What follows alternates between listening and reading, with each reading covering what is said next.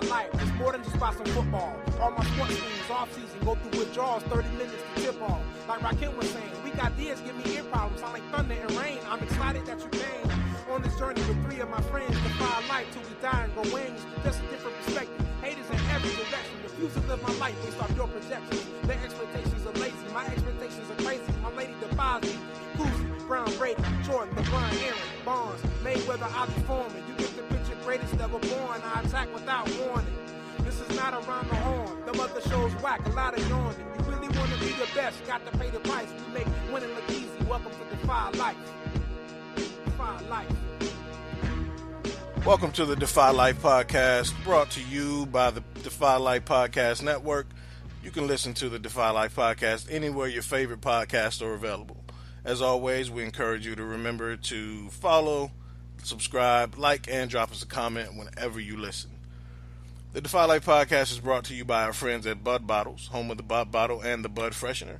Please visit budbottles.com for your odor eliminating needs. And you can also follow us on all social media platforms at Go Defy Life.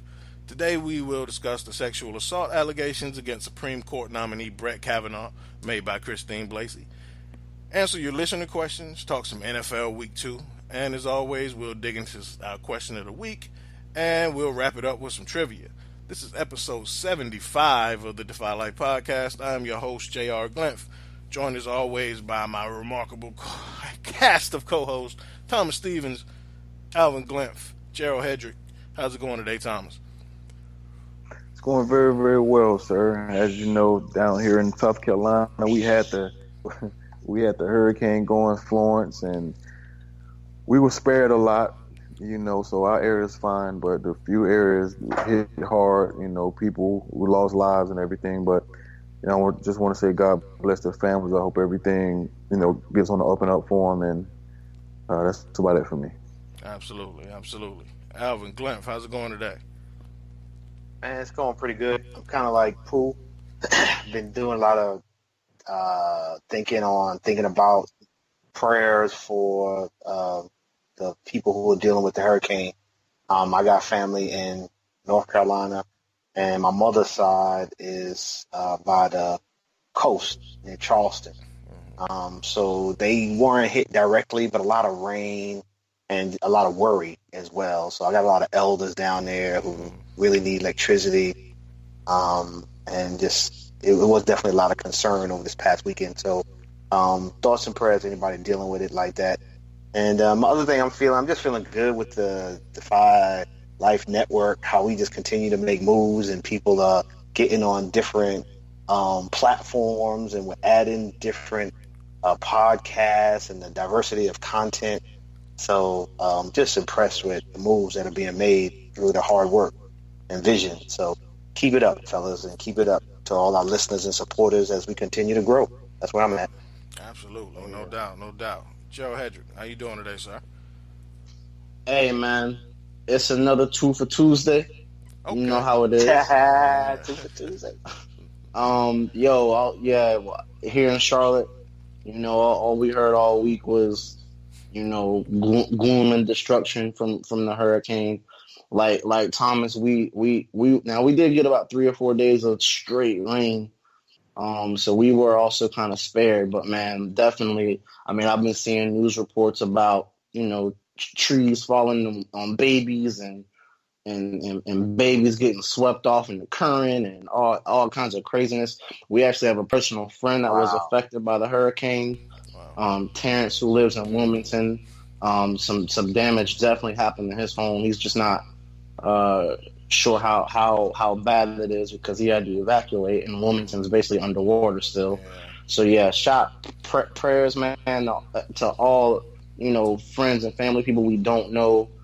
We were definitely spared, but everyone wasn't. Everyone definitely wasn't spared, and we definitely recognize that. Yeah, absolutely.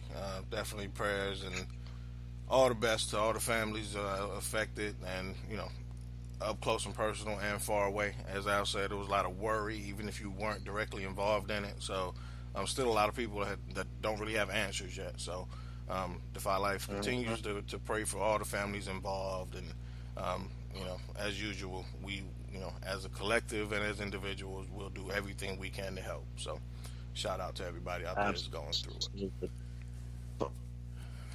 Funny story, real quick, just to lighten the mood though. Please, For real. I got like 11 cases of water.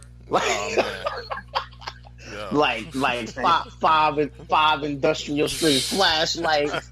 I got candles. I got about $200 or $300 worth of food. Like that I don't eat, like dry food, like noodles and oh man, I don't know what to do with any of that stuff now. Yo, I came in Friday after work, and my wife usually gets off later than me. So usually, I'm here. I'm making sure the kids eat, all that stuff. So she ended up getting off early because they were letting people go at her job and to get ready for this storm, right? So earlier that morning, of course, I go in earlier than her, so she done went to the grocery store. I come in the house, just like junk food emporium on my kitchen table, yo. Like you said, a bunch of shit we don't even eat. But just because, we think we about to be underwater, it's all kind of stuff in here. So the entire weekend, we just waiting for it to happen. Meanwhile, I'm on a cleanse right now. So, you know what I'm saying? I've been eating clean. I lost like 14 pounds in 15 days. Like, it's crazy how strict I've been compared to what was in my kitchen, right? And so I get in here and, we're afraid to go to the store. So first few hours, I'm doing good. There's fruit still in here, whatever. And, eventually, the chips start calling you. I'm looking over, and the chips like, yo, Jay, let's hang out for a minute. So finally, I had my fuck it moment. You know what I'm saying? Like, through the weekend, I was like, you know what? I'll start again Monday. First of all, my stomach was all messed up. But, and it was still, like, just stuff. Like, here, like, we put all that stuff in Ziploc bags and, like, told the kids they could take it to school for snacks or whatever. I was like, get this shit out of here. Yeah. And, but yeah, man, it was crazy. Like, just sitting here waiting for it. Like, eventually, I was like, yo, I need some real food. I can't do this. I feel like I'm rooming with Pooh and V's and we at 4040 Mets Road again. And there's nothing but chips and liquor in here. I was like, no. Can't do this. So real food. Yeah. Yeah. So, and absolutely. Meanwhile, Alvin's in L.A. and chilling. Oh, and I guess I could have mentioned that while there was a lot of worry, that worry was happening 3,000 miles away on the west. 85-degree temperature, no humidity, no 149 of my cousins. All of us invading LA for a 40th birthday party. It was dope. Shout out to just the people who showed us love while we was out there. It was just a great trip. No doubt. Yeah, man. Looks like y'all had a great time.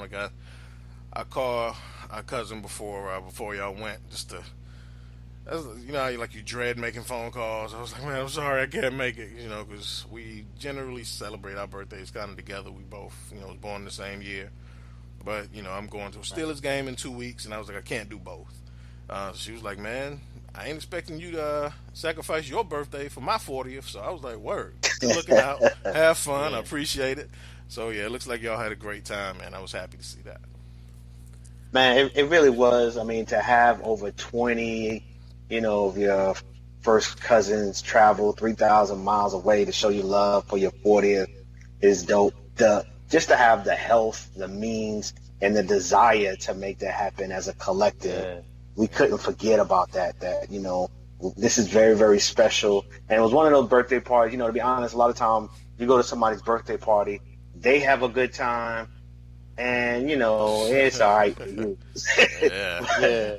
This was definitely a birthday celebration where everybody got it in, had a great time, and she as well. And, we was on this rooftop in L.A. It was just dope, man. It was just a real, real nice night. Nice weekend all the way around. So, no doubt.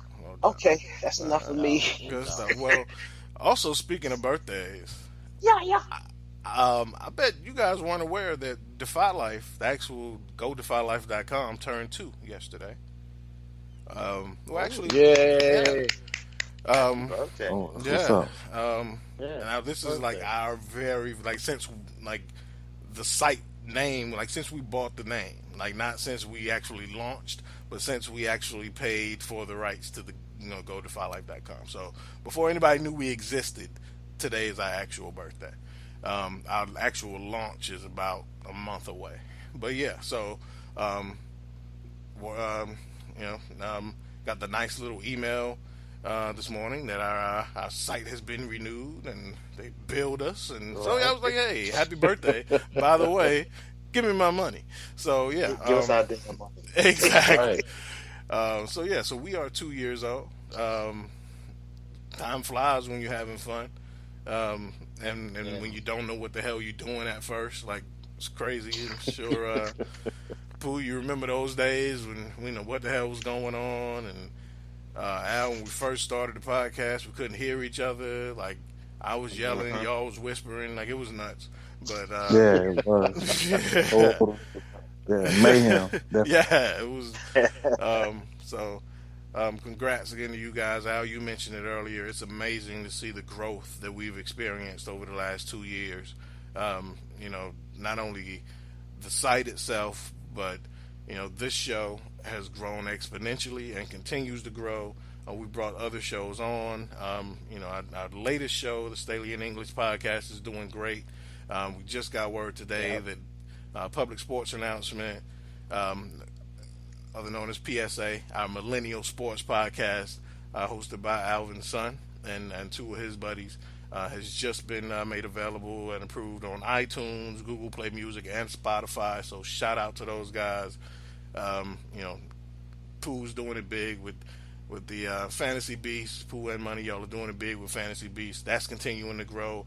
The Power Podcast, everything is, about to start up another season of the long and short of it with retired NFL players. Defy Life gear is dropping. It's just all kind of stuff, man, and it's exciting to watch. And me and Money were talking the other week. Is just like I felt weird, not like only sharing stuff on social media. It was like, yo, we got this now. Yo, we got this now. But it just happened to be that we were just dropping so much new stuff and so much good news was happening like within like a month span. And within Defy Life gear, we got the breast cancer shirts to to support the breast cancer awareness. So all kind of stuff that's just happening. And salute to you guys, man, because you've seen where we've come from, and now that, like Al said, we have a vision not only to look back on where we've come from, but have a vision to see where we're headed. It's exciting times around here, man. So salute to you, gentlemen. Salute to you, sir. Salute to you, sir. Damn. Although Keon Small decided to call us coons and run out of our offices today and say he's not gonna he stormed out of the office and said, enough with you coons, I will be back around NBA time. So Keon Small will be on hiatus until the closer to the NBA season, since he is not participating in NFL consuming anything NFL this year. So we're going to miss you, Keon, but we will talk heavy shit about you until you come back. So I'm sure you know we Please believe. Damn right. Please. Oh, man. Hey, at least by the time you come back, your 100 days will be over. Hey, man, for real. Hopefully he hopefully he don't put a pause button on to come back. So we'll see. My question is, how many wins are the Falcons going to have by the time he get back? I mean, so we talk about a month from now, month and a half. Anybody think they're going to be in first place when he gets back? Nope. I don't think so.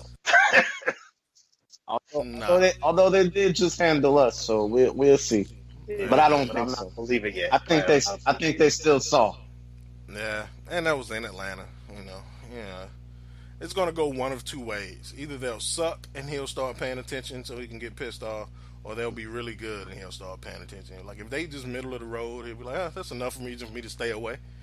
But if they suck, he's going to be pissed because he's going to get curious. And if they're really good, he's going to get sucked into the hype. So, we'll see. Yeah.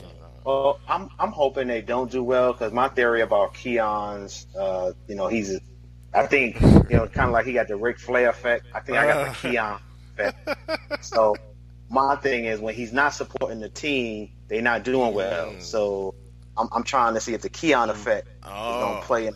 And he's going to have to make a decision. That's what I'm saying. Where's your loyalties live? Oh, wow. Tough time. They need you. Yeah. They need you. Oh, man. Well, we'll see. I don't know. Keon, I'm sure when you hear this, you'll have something to say, mumble cussing out Al or something. So, yeah. And before we go any further, Al, I want to give a shout out to Chris Cooper, man, who just dropped his first music video on Binary Productions today. I checked it out. I just had to give him a shout out today. Al, that's your lifelong friend. Chris is kind of a friend, like a friend of the family. I recorded in his studio a bunch of times. So shout out to you, Chris, and Binary Productions for the new single and the video. You Got a Dream. Yeah, that's it. You got. Yeah, and so it's dope. It's house music. So anybody's into house music, definitely check it out. Al's kids make cameos in the video. Right. Yeah. So it's dope, man. So been rocking with Chris for a long time. Actually, the Defy Life Podcast themes intro song was recorded in Chris's studio. So. Indeed. So he is connected to Defy Life. Exactly. It's from the very beginning again. So. Well, yeah, appreciate that love, man. Me and Chris go back to high school, and we both love music. He's just been one who has taken his love for music and makes it as well. And when you talk about him and you musically, how y'all's paths cross, and Keon as well, because I know y'all have done recording in the studio. And I can remember, listening to some of your joints in his studio. So he goes way back with music. It's great to see that hard work and his dream coming to fruition. And if you haven't seen the video, the video is just as dope as the song. Yeah. Shout out to whoever did the video, because the video was hot. It was really hot. Yeah. So, yeah. And even if I know everybody's got their preferences, even if you're not a huge house music fan, something will draw you into that video. The video itself is dope. The message behind it is dope. I don't know. I saw it and I watched it 3 times in a row. So shout out to you again, Chris. And again, before we go any further, everyone, the fall products on Defy Life gear have dropped. So we got the wide neck ladies sweatshirts now. We got sweatshirts for the kids. So keep an eye out on that as we continue to add more stuff. So absolutely, go get it. Go get it. As Thomas continues to call me every day, Jay, can you find this? Jay, can you find this? More stuff will be added to the site. So right. You see new stuff pop up there. You have Thomas Stevens to thank. So yeah, but yeah. So. Let's move on into it, man. One news tidbit, but it's a pretty big one. And it's as if we didn't see this coming. A lady by the name of Christine Blasey Ford has come out with sexual assault allegations against Supreme Court nominee Brett Kavanaugh. The alleged assault happened when the two were in high school, so it was decades ago. But, anybody that 45 recommends for anything, they got to have some kind of sexual dirt on them, right? So, Al, you think? Of course, the president's gonna, play this down, and maybe rightfully so. If it happened in high school, depends on what side of the fence you lie on. But what kind of ramifications you think this will have on Mr. Kavanaugh? Well, first, I think we should acknowledge it is very old. And it is in high school. And, it ultimately probably going to come down to a he said, she said situation. So that's going to be interesting. But I kind of look at it like anybody associated or recommended by our president at this stage of the game, you should look at them in a tainted way because of the source. So I definitely agree with you right there. In terms of the ramifications, it's kind of I think the whole process is a sham. How they approve these judges, and I'm talking a sham from both sides, whether it's Democrats running the game or Republicans running the game. I think the whole thing is sham, so it's kind of, my expectations are real, real low. But I think as it's playing out and people screaming for investigation, that's where I'm at. I'm like at the very least, it's worth of investigation, because the source coming from who's accusing Kavanaugh seems credible. There's no reason to, compared to our president, who, we have a lot of reason to suspect him of lying. Yeah. There's no reason to suspect her of lying, and everybody who comes out behind her is saying she's a truthful woman, and she's the one saying investigate it. So again, how many guilty people or people who are full of shit are screaming or asking for the FBI to investigate their cause? So to me, I think as it plays out, it doesn't play out well for Kavanaugh in general terms, but because it's of a slighted bullshit process, I wouldn't be surprised if they just go ahead and confirm him anyway. Even though it's a life-term appointment, the idea of confirming him without knowing seems crazy, but that's my expectation, really, that he'll be confirmed regardless. I have no faith in our politicians, that the ones who are in power right now, not in power, the ones who are in positions right now, not even the powerful ones. Democrats, don't have a lot of faith in them either right now, honestly.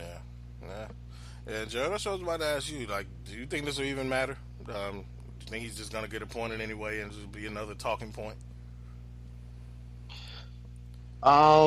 That's tough to say, man. It really is tough to say. So one of the different elements that's sweeping the nation right now is this Me Too movement.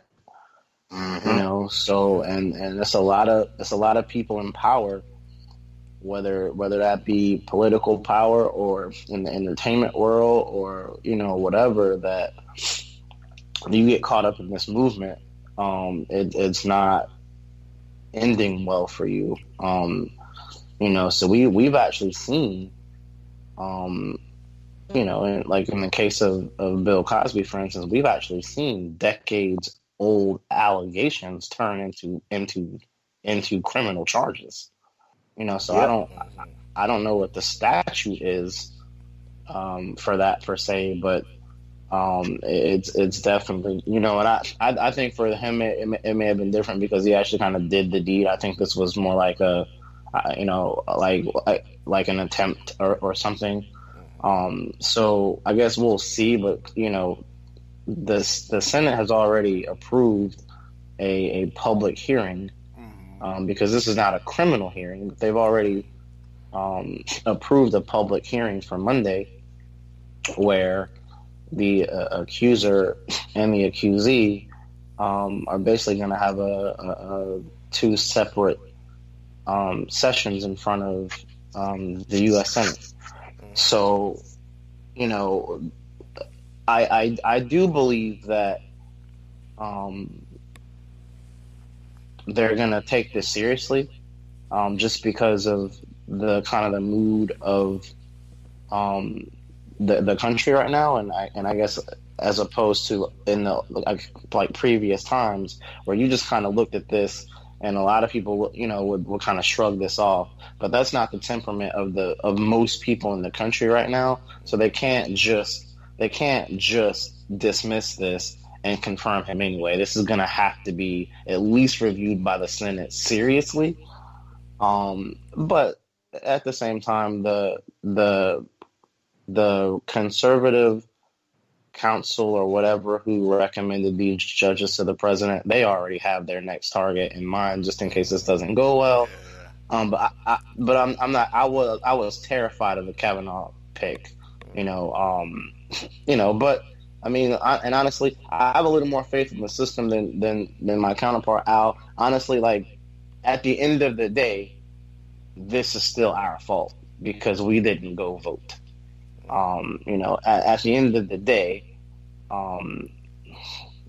when your president picks the justices of the Supreme Court and then they're confirmed by the Senate, and that Senate is controlled by the Republican Party. So, like, at the end of the day, that is because we didn't go vote. So ultimately, like, so it's if those are the things that we want to happen, we've got to go exercise our voice at the ballot box. It all goes back to voting. Absolutely. Yep. Federally and locally, got to do it. Especially locally. Yes, absolutely. Yeah. I agree with you, Gerald, in terms of it's our fault, and the remedy is voting. I 100 agree with you. I just don't have a lot of faith in the Senate or faith in the House. The idea that, that they're going to take it seriously, I have little faith in. And to me, taking it seriously would be an investigation. I've watched the hearings. The hearings, to me, don't appear to be taking it seriously. Like, it is, so much of it is a circus, a show, or it's like pony show. Yeah. Right. Well, right. The hearings. The hearings by the Judiciary Committee, no, they're not going to be. I mean, Mitch McConnell's already said we're going to confirm this guy. They're going to confirm him, like they were going to confirm him no matter what until this. There was really nothing that the opposition party could do, just because it's no longer.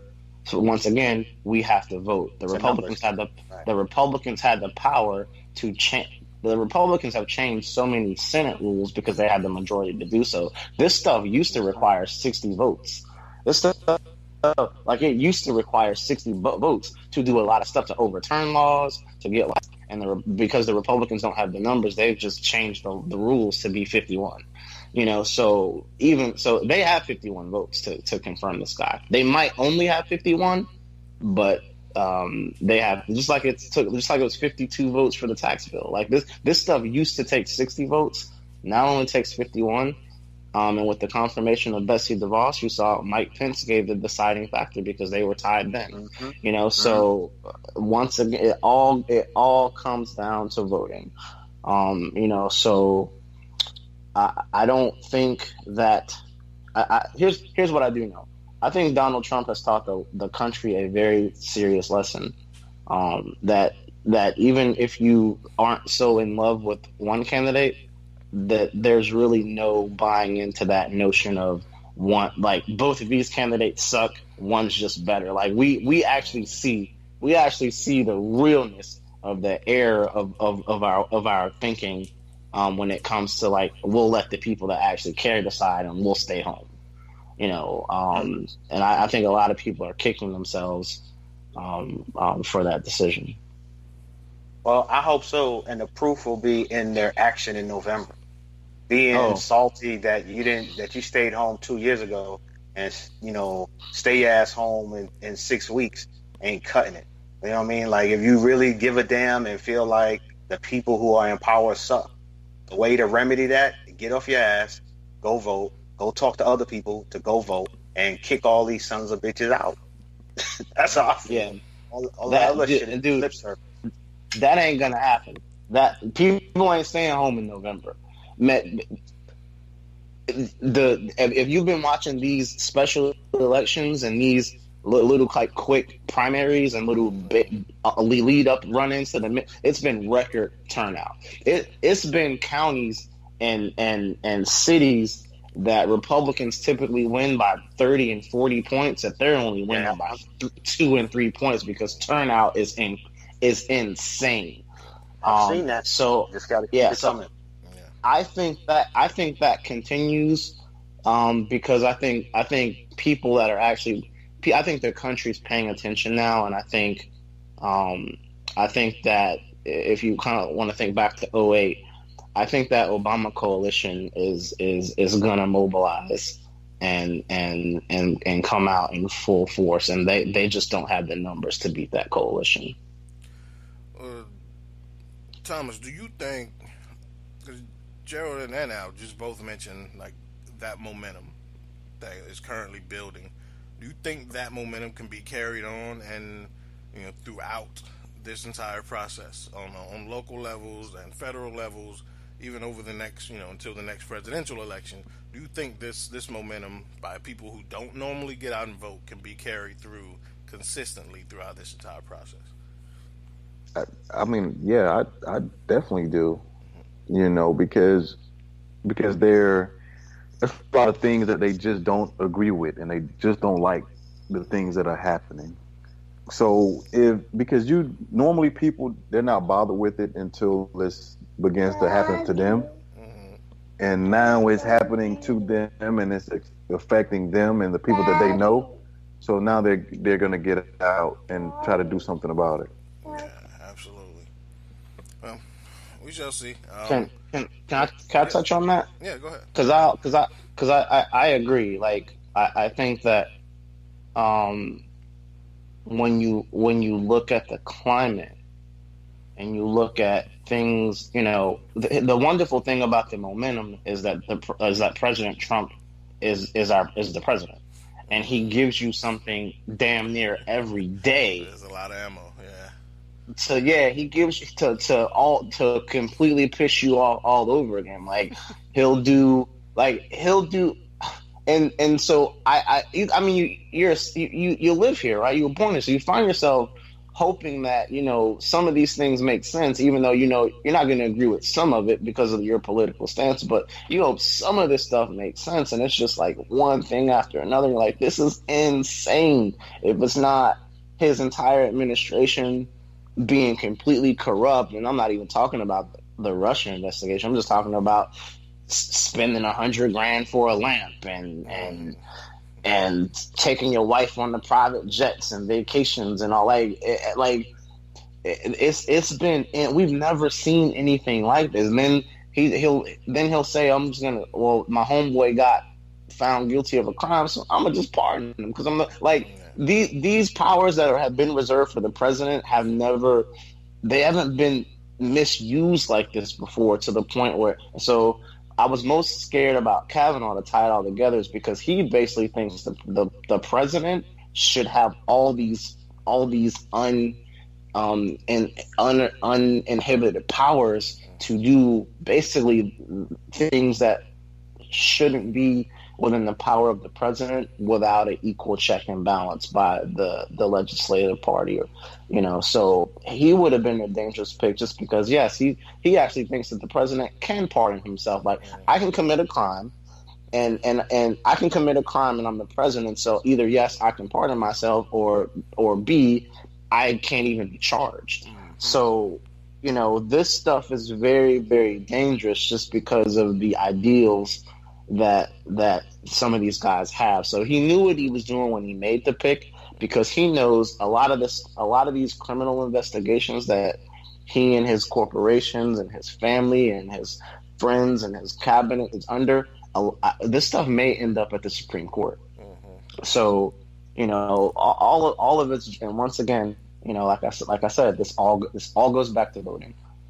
So I agree there was some grandstanding at the hearings because the Democrats really knew there wasn't a lot they could do to prevent him from being confirmed.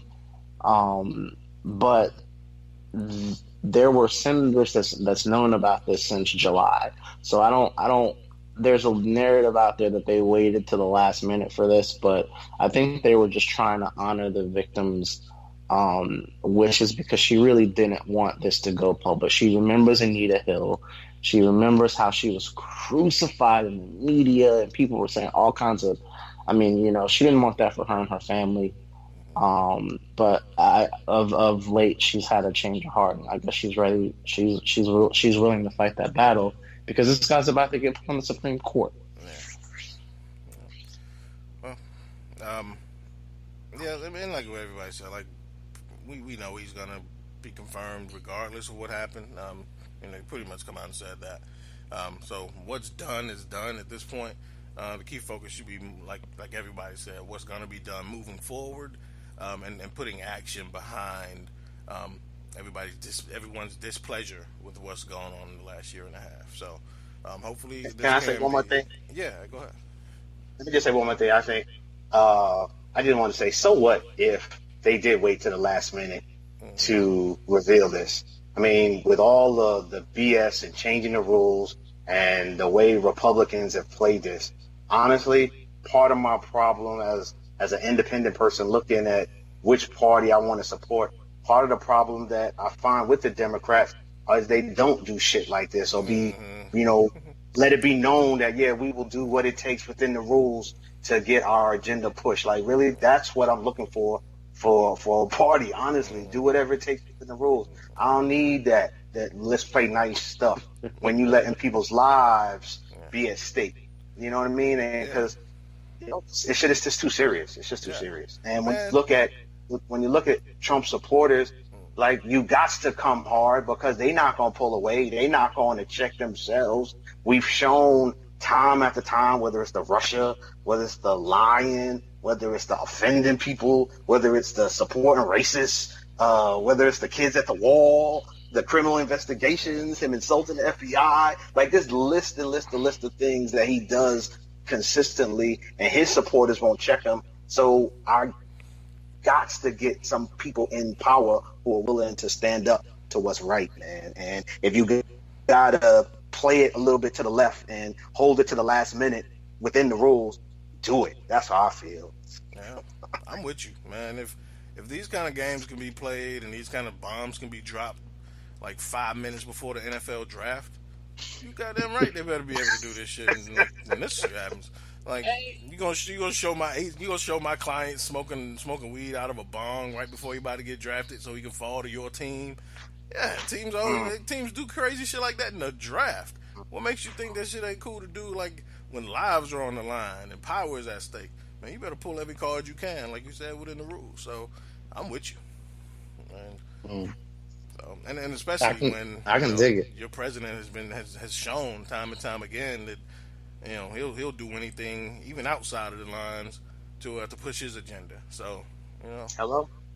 And really, it's obvious if our politicians were really on their game and really doing their job, which was to be a check and balance to the executive branch, the president. If they was really on their game, they wouldn't even allow a president, not only just with his history, but the mere fact that you are being considered to be under a criminal investigation, an investigation involving our enemy. You shouldn't even get to make decisions. Like, they should be fighting him. They should put him on hold. Like, put him in timeout as a president and be like, until we figure this out, you just sit over there and shut up. You just sit over there and shut up. We'll figure this out. You're just a figurehead at this point. But there is a process for that. Yeah. And so, unfortunately, it's politics. So people are worried. So there are people in his own party that think he's a fucking lunatic. But you guys have to remember, amongst the Republican Party, his approval rate. I'm convinced Republicans are crazy. I didn't used to want to lump like all Republicans into this like one statement. But if you talk, like, I don't understand how as of today, like, so maybe when he was first elected, you was like, I want change, I want an outsider, I want somebody that's not a politician, I want somebody that's going to go and shake stuff up. If you wanted that stuff, I get it, I understand. And you voted for Donald Trump.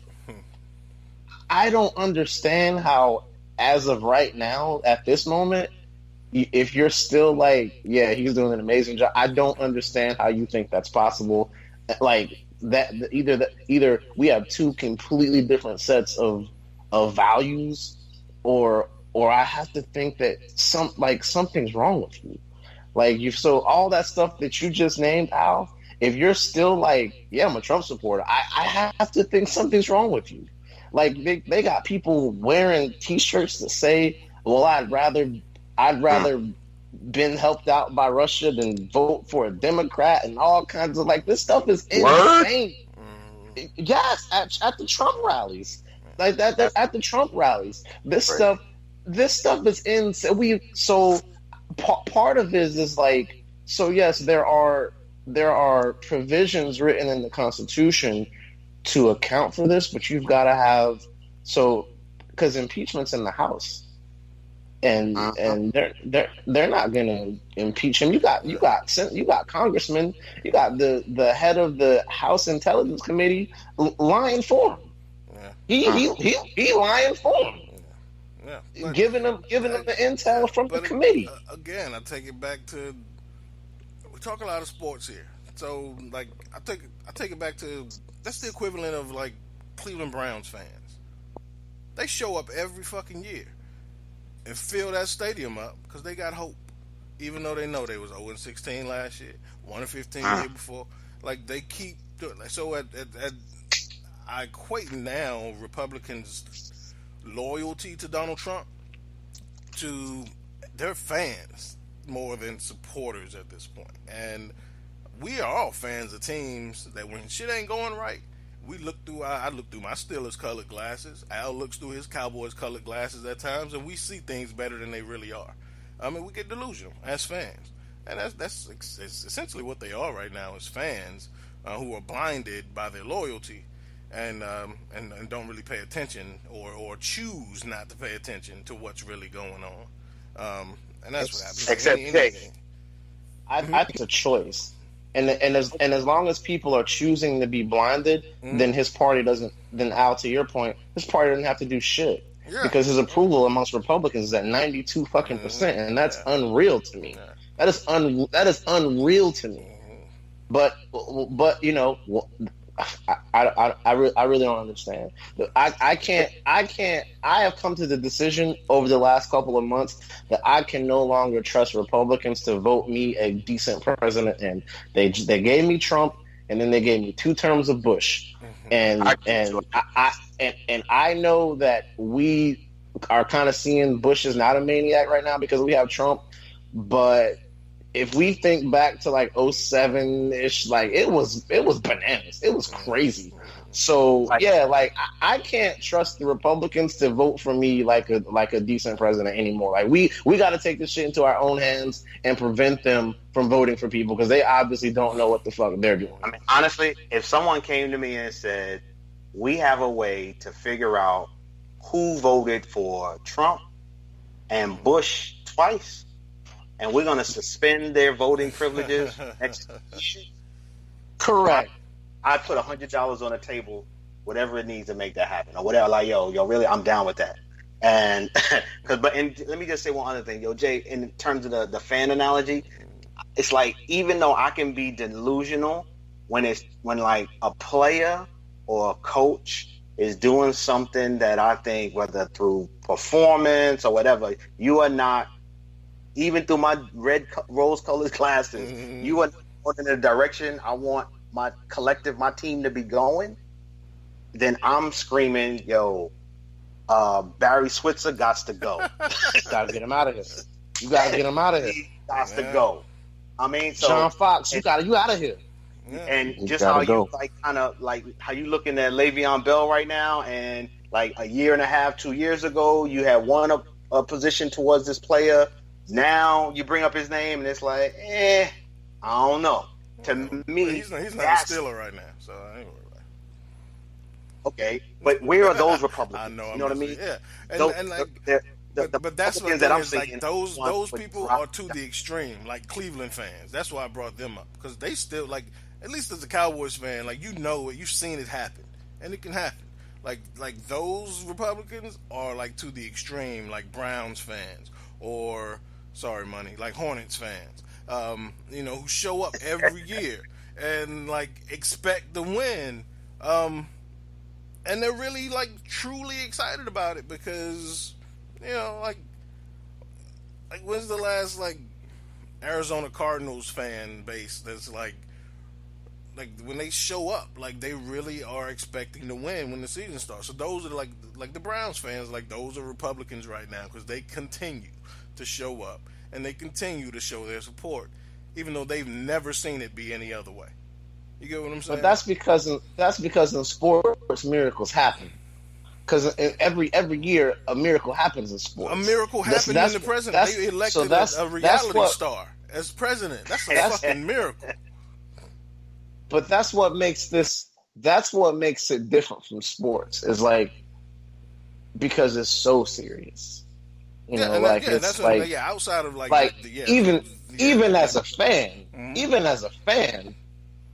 I mean, right now, boy, I want Larry Fedora fired so bad. I say that shit every day. I'm posting on the North Carolina Twitter page and all like this is like, so even as a fan, when shit ain't going good,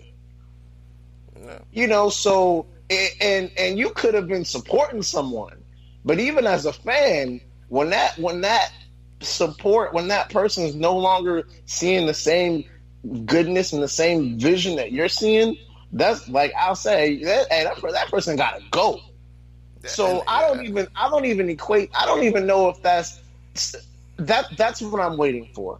I'm waiting for the John McCains to stand up like, nah, I don't even want this dude at my funeral. Yeah, but that's what I'm saying.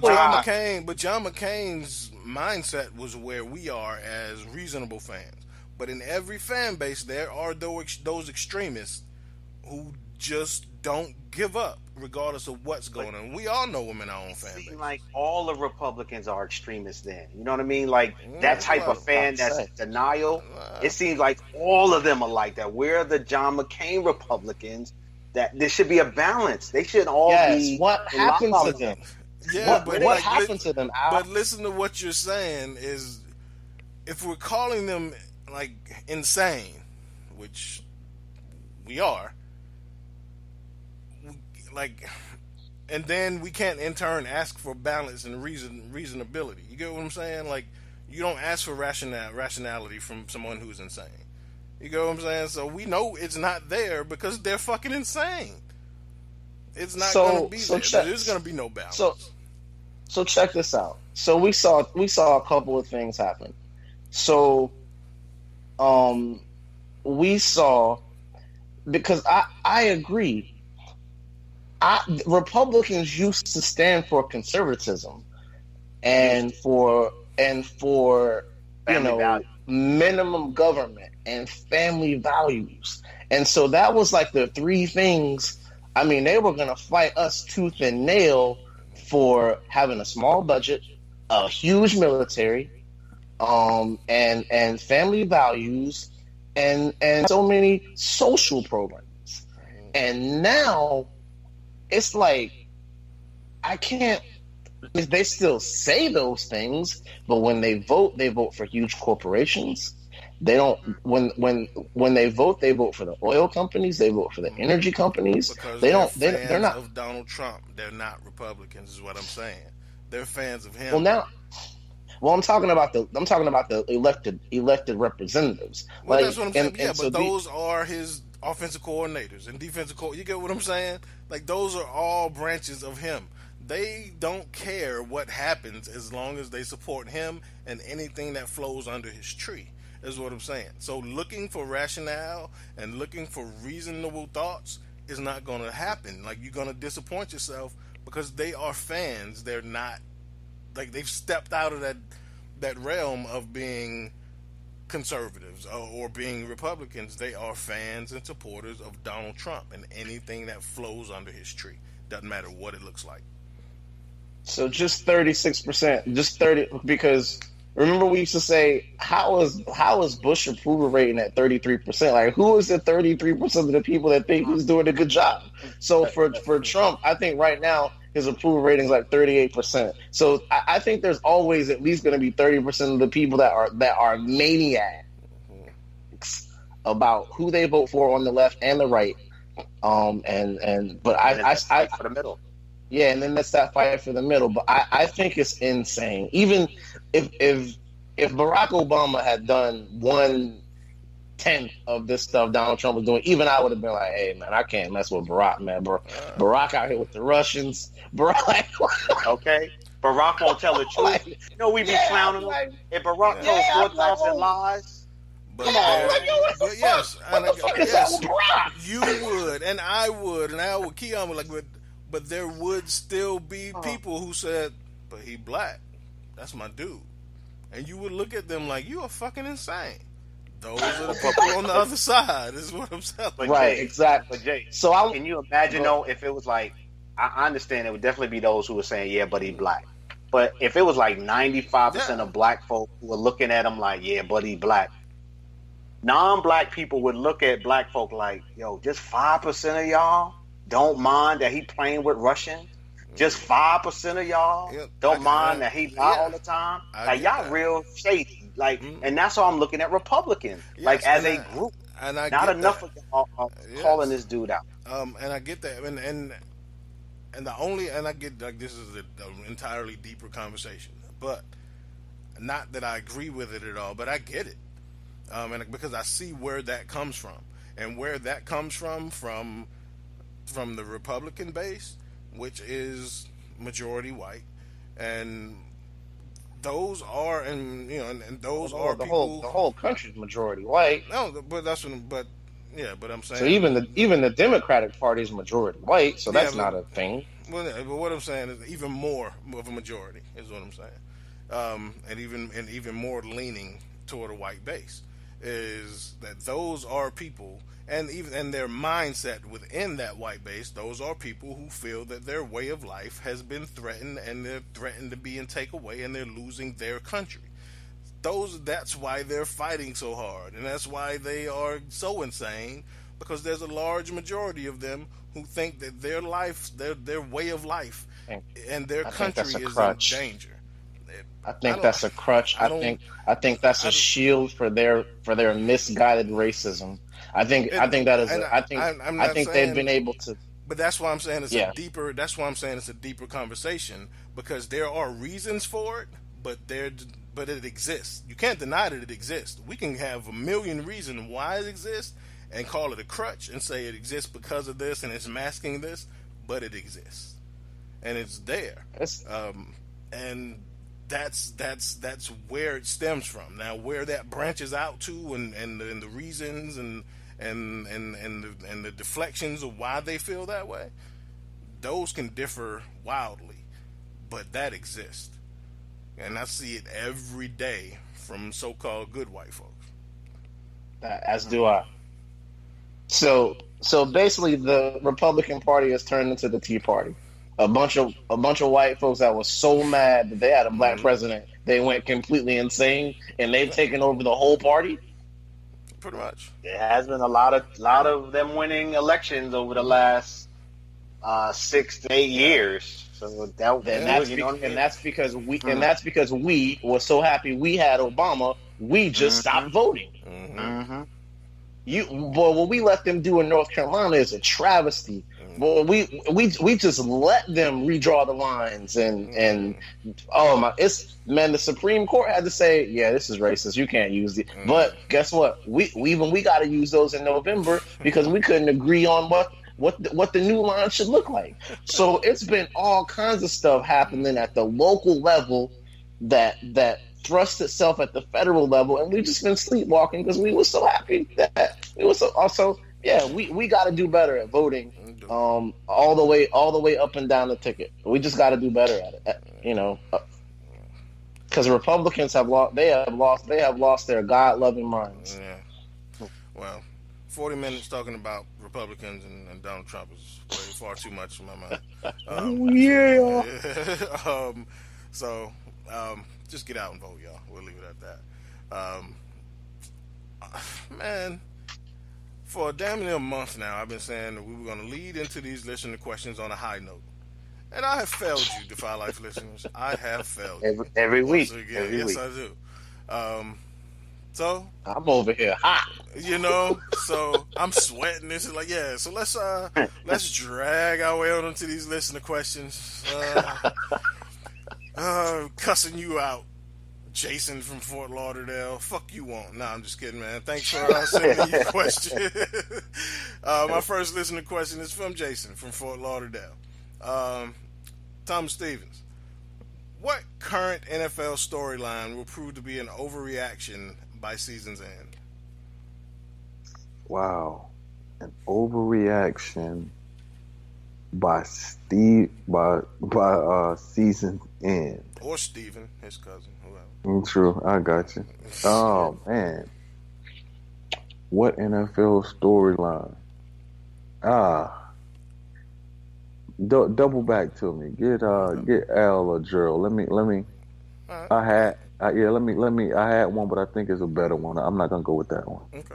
Al, what do you think? Which current NFL storyline will prove to be an overreaction by season's end?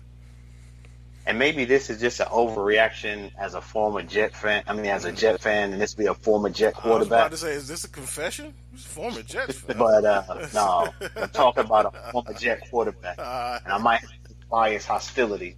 But I think the idea that Ryan Fitzpatrick is going to be like an MVP, or is a starting quarterback, or a quarterback worth re-signing next year or whatever. I just don't have a lot of faith in that man. As smart as he is, as whatever, I just don't think he can do it consistently. So I don't know if Winston is the answer for the Bucks, but yeah, I think anybody screaming Fitz is the answer. Yeah, y'all overreacting right now. Y'all overreacting. Yeah, and we've seen it time and time again. Eventually, Ryan Fitzpatrick is going to remember that he's Ryan Fitzpatrick, and he's going to do Ryan Fitzpatrick shit. Like, we see it every couple years. Yeah, we see it. So I agree with that one. Gerald, I don't know, man. They liking what Fitzpatrick's doing down in Tampa. They won't even. At one point, so I like what he was doing. Right, I like what he was doing. At one point, so did Cincinnati. At one point, so did Arizona. At one point, so did Buffalo. You see where I'm going with this? I think he can give you a season, though. I think he can give you a season too. Give you a season. He got us to the playoffs. I mean, and what happened? Derek Anderson threw 39 touchdowns in a season. Yeah, that's why I didn't go with Fitz. Because I think Fitz can do it for a year. We're re-signing him. No. He's not going to go a 2-3 year span like that. But he can put on 16, 17 games though. But I think y'all misheard Al's statement. Is that this? No, because there are people saying saying right now that Ryan Fitzpatrick is going to be in the MVP conversation, and he's going to be one of the best quarterbacks in the league by the end of the year. Al is saying that's an overreaction. Y'all agree with that? That he's not going to be an MVP. Like, he can't do this the entire season. I mean, maybe not this at this, level. That was Al's statement. He ain't asked y'all to change it to he can be, he can be okay. He said he can hold up this level of play. I'm not about to say okay. I'm about to say he maybe can put up 38, 39 touchdowns. Yeah. Wow. And that's not okay. That's an extremely good season. Yeah, If this were Aaron Rodgers and he just threw 8 touchdowns in 2 games, people would be losing their minds. Oh, we told you Aaron Rodgers is the greatest. We're greatest. Green Bay, name a street after him. Cheese, baby, cheese. They would because Aaron Rodgers has shown you who he is. Just like Ryan Fitzpatrick has shown you who he is. Right. And I think expecting him to do this for the long haul, and I mean this season, I mean, he's been hot the first 2 games, and he'll have stretches. He might have a month or 2 of being hot. But I'm telling you, he got us to the game where we won that game. We was going to the playoffs. 4th quarter, he throws the interception in the end zone. Because at some point, but he always gonna be that guy to you though, because you a Jets fan. So no. I'm sure, but ask Buffalo fans if he's that guy. Ask Cincinnati fans if he's that guy. But he was younger then. He's a veteran NFL quarterback now. Man, I'm playing devil's. Because you can't twist the facts. He wasn't a young quarterback. You are, because he was a veteran in as a Jet. He wasn't a young quarterback. That was 3 years ago. He was like younger. 34 now. So 37. He just what did he find? Like 37. He put his dick in the magic. I don't get what happened at 36 and 35. Like did he discover maybe 37? He like that system. He ain't have Deshaun Jackson with the Jets. Maybe he finally putting it all together with a good offensive coordinator or something. I don't know. I'm just saying that the kid got 8 touchdowns and no picks in 2 games. He just torched the Super Bowl champs. And they down there talking about Jameis who? But you do realize that 2 games, you're saying 2 games has totally erased what he's done over the last 12 years. No. But what I am saying is since he's been in Tampa, as a backup, he's played well.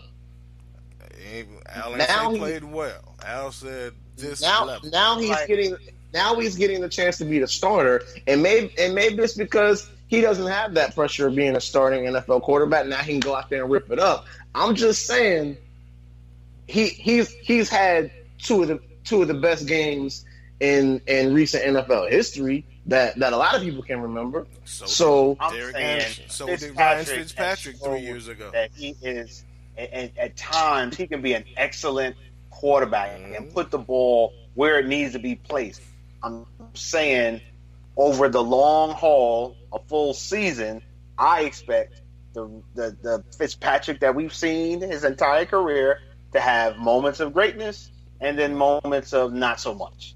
And it's the not so much that you're screaming and saying, I think I'll go for another quarterback. I'll give you that. And those are not the kind of guys who win MVPs, is what we're saying. But if they 4-0, 5-0, 6-0, and that kid is the quarterback and he throwing 3 or 4 touchdowns, like eventually when MVP comes up, people are going to be talking about him as MVP if he continues to do this. But we're talking about we're talking about the question was asked after week 2, and there are already people like throwing his name out there for MVP. What Al is saying after 2 weeks is he's Ryan Fitzpatrick. 2 games don't erase what he's done over his 13-year career. It just doesn't. I agree. I'll just give him. And Pooh, yes, sir. If you willing, I'm willing to bet a bag of Skittles on them 38 touchdowns. 38. I mean, he already got 8. He only got to throw 30 more. He only got 30 more. 38 is a lot. I'll still put a bag of Skittles up. But I'll do the bag. Hey, can I do the bag for 30? 30 no, touchdowns. You said 38. That's a big difference. I threw that out there. I mean, I threw 38 out there. Yeah, I'm throwing it. I'm catching it. You threw it. I caught it. And I ain't catch 30. I caught 38. So if you don't want to go in, meet me in the middle at 34. Nah, I'm good. I wanted 38. I caught 38. I'm returning this bag. 34. You meet me in the middle. I'm caught 38. You threw 38 out there. I caught 38. I ain't catch it. You threw 10 more. That's a lot of touchdowns. Yeah, you know what? It's a bag of Skittles, king size bag. Yeah. I'll rock with it. Like based on what he's already doing, that's a whole game worth of touchdowns. You taking away. You gonna take a whole game away. Hey, I'll rock with the Skittles. Do it. Hey, Pooh, if he, I'll say this. I'll throw my 2 cents in and say, make the bet contingent if he starts all season. If Jameis come back and then they sit him, then of course that ain't gonna be a valid thing. Yeah. Right. Could I get that loophole? If Jameis comes back in week 4 and they say we're going with Jameis, ain't no way. I mean, he'll get it. So yeah, I give you that. But I don't know. Even if it's out there, So put it on the book. Yeah. All right, bag of Skittles, and I like the king size original, sir. No problem. I like the fairy.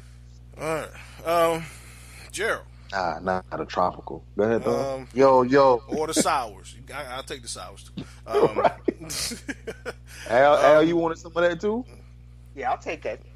Okay, no problem. All right, too bad. All right, Al, we're gonna be living good on this Defy Life retreat. Okay. I'm talking about tasting the rainbow all weekend. Weekend. You know what I'm saying? Hey, my boy, you gonna get double the bag of Skittles, man. Double the pleasure. I already know. Yeah. There's so many Skittles, I'm gonna just be throwing them at y'all while you walking by. Hey. Just be wasting. Yeah. Hey, Scrub, go get me some more Skittles. Go ahead. I'm getting low on Skittles, Scrub. Nah.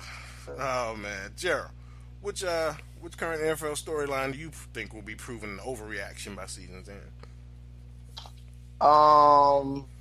This Steelers stuff you know, that the Steelers are in disarray, and you know, they got the triple B's is, you know, falling apart, and it's only going to be a B and an A now, and a you know, B is skip a letter. Antonio Brown talking about trading me. I just think that's noise, man, and you know, I ultimately think this will be a non-story. But they keep trying to make it a thing. What's going on in Pittsburgh?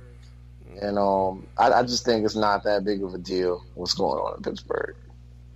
Yeah, I mean, I absolutely agree with you, because this, you know, for one, the Steelers are notoriously slow starters, and there's always storylines at the beginning of the year, and then they end up in the AFC Championship. So I get that. However, I'm sick of this shit. Like, as a fan, this shit is embarrassing, man. Like, because, like,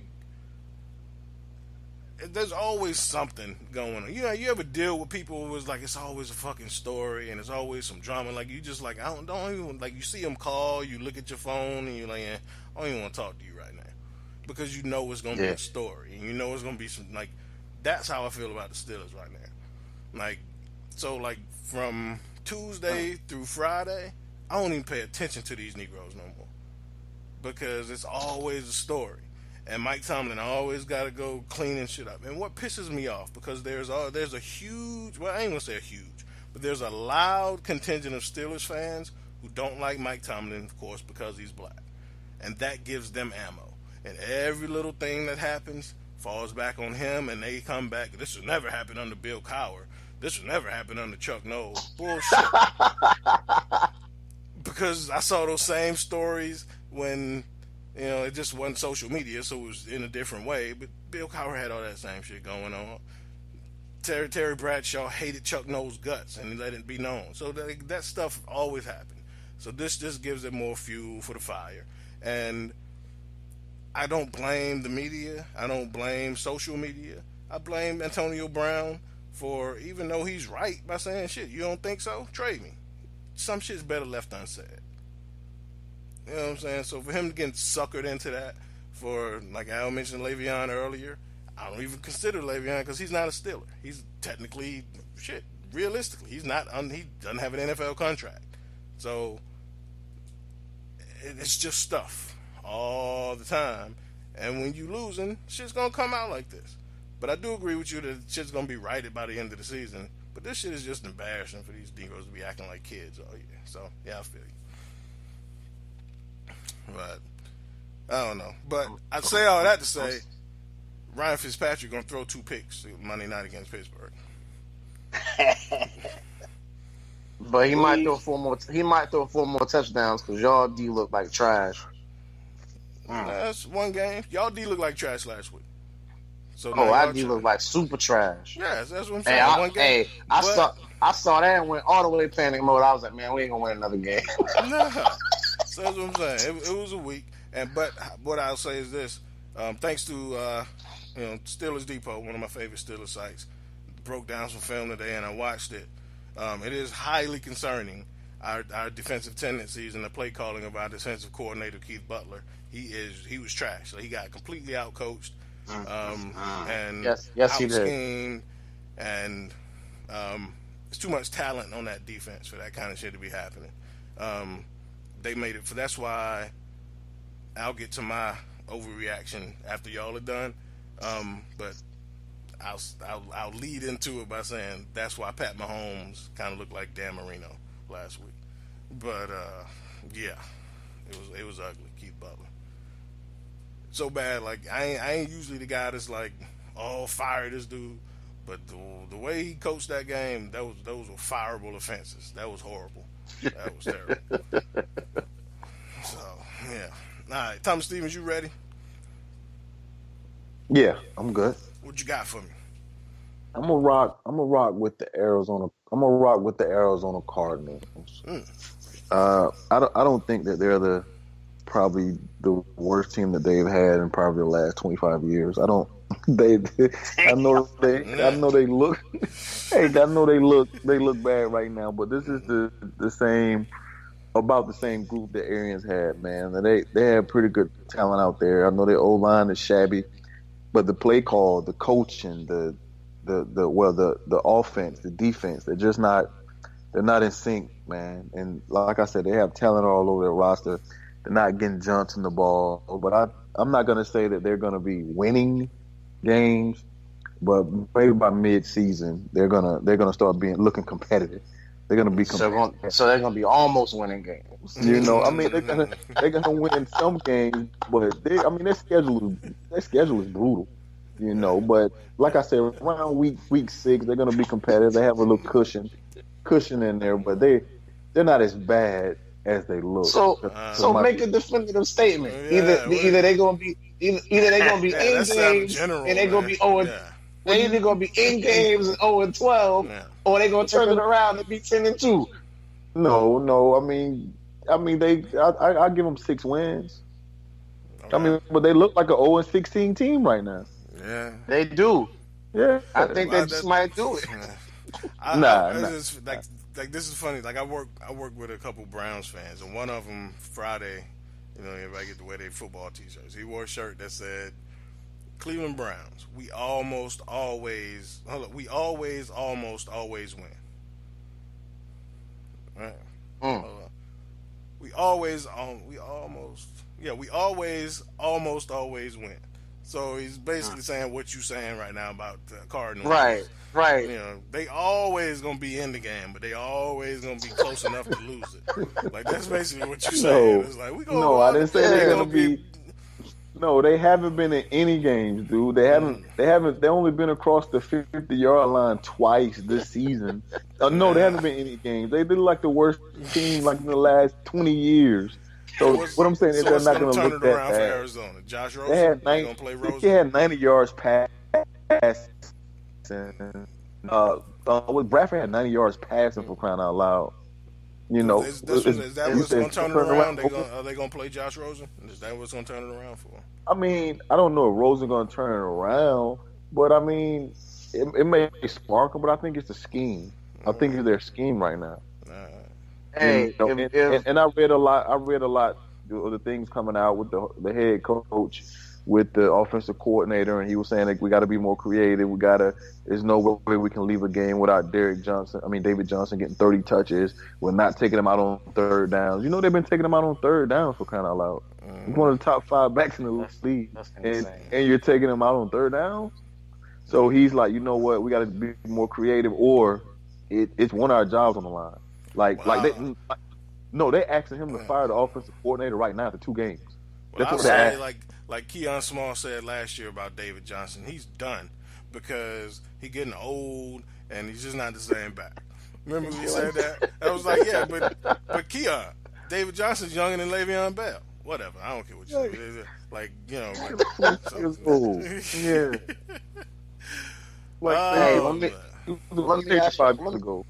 Let me ask y'all this: if Sam Bradford can't get it done out here, is he done? Is this his last chance? Oh yeah, absolutely. Oh yeah. What? Yeah, Sam's done. Yeah, if Sam can't get it done, like performance is one thing, but when when you performing bad and you got the injury history, yeah, I think he might get like another shot as like a backup somewhere, but this like bridge starter stuff is gonna be done for him. They gave that kid $20 million. Yeah. Woo. Yeah. $20 million to get out there, and in 2 games, I think he has like 208 yards passing in 2 games. Yeah. He'll get the Mark, like if he stinks this one up, he'll get like the Mark Sanchez treatment for like 2 years, and then who's worse, him or Peterman? Oh, man, ain't never seen nobody bad as Peterman. When you come out, when you can throw 5 interceptions in the first half of your first start, and then your first start the following year is even worse. Like you don't get no worse than that. Like how can you his passer rating wasn't even at a 0 when he had 5 picks. And then he managed to start week 1 of the following season and had a worse passer rating. How do you manage to do that? Like, yeah, I saw that. And then they say he lights it up in practice and he lit it up in preseason. Like, that's gotta suck when like you just light it. Like it's like you telling everybody like, man, I don't want, like you just tell, like stuff just always go right for you except for when people watching. You know what I'm saying? Like this like it's a dude that's always telling you like, man, I won the lottery yesterday, or like, man, I dunked on these fools at the court the other day. But whenever you see him, it just don't ever go that way. You know what I'm saying? Like right. he can't even tap the backboard when you seeing him play. But right. Every other time he playing somewhere, man. Now you should have saw me the other day at the court, man. I was dunking on. I was killing him. Yeah, right. That's Nathan Peterman. Like he just killing it in practice, killing it in the preseason. But then the games come on and he throwing 5 picks in the first half. It's like, because he on the phone with his pops like after the game. But no, Pop, I was killing him in practice. You should have saw me. But Yeah. man. Peterman. Oh, man. Hey, the only thing about the Rosen thing, their bye week is like week 9. It's week 9, so I wish they had a bye week 5, but week 9, man, that's a long time to sit with Sam Bradford. Yeah, he'll be hurt by then. A long time. Yeah, because he's taking some shots. I mean, I don't know, dude. I don't even know, man. See, like he didn't look that bad last year, did he? I mean, well, he only played 1 game. Yeah, Sam Bradford always looks bad. Yeah. He lit it up. He lit it up in preseason, he either looks really bad, or he looks like he's one play away from breaking the spinal cord. I don't know. He didn't play much in the preseason. Nah, they said he looked good. Well, I was about to say, they say he looked good, and he don't need to play much in the preseason. We know who Sam is, and I was like, what? He's just so fragile. Like I always feel like he about to, for real. I always feel like he about to get hit. Somebody going. He gonna get hit with the flag, or he gonna step on somebody's toe, and he gonna be out for 2 years. You know how it is, like watching like old Joe Namath clips, and his knees look like balloons. Like that's how I feel about Sam Bradford. Like, man, look at his legs, like they just gonna fall apart. Like, you just cringe every step he take. Man, it's like, yeah. It's like when you hit a pothole in your car and your body just cringes. Like every time Sam step, I cringe like that. Like don't hit him. So don't fall on him. Oh no, Sam, you okay?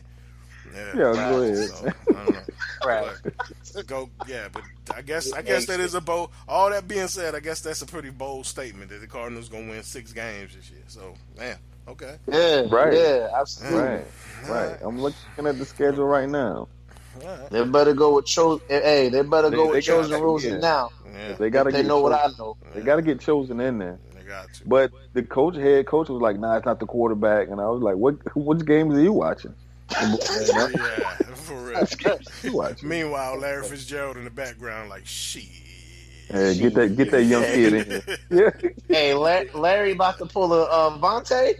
No. Oh man. Boy, we suck.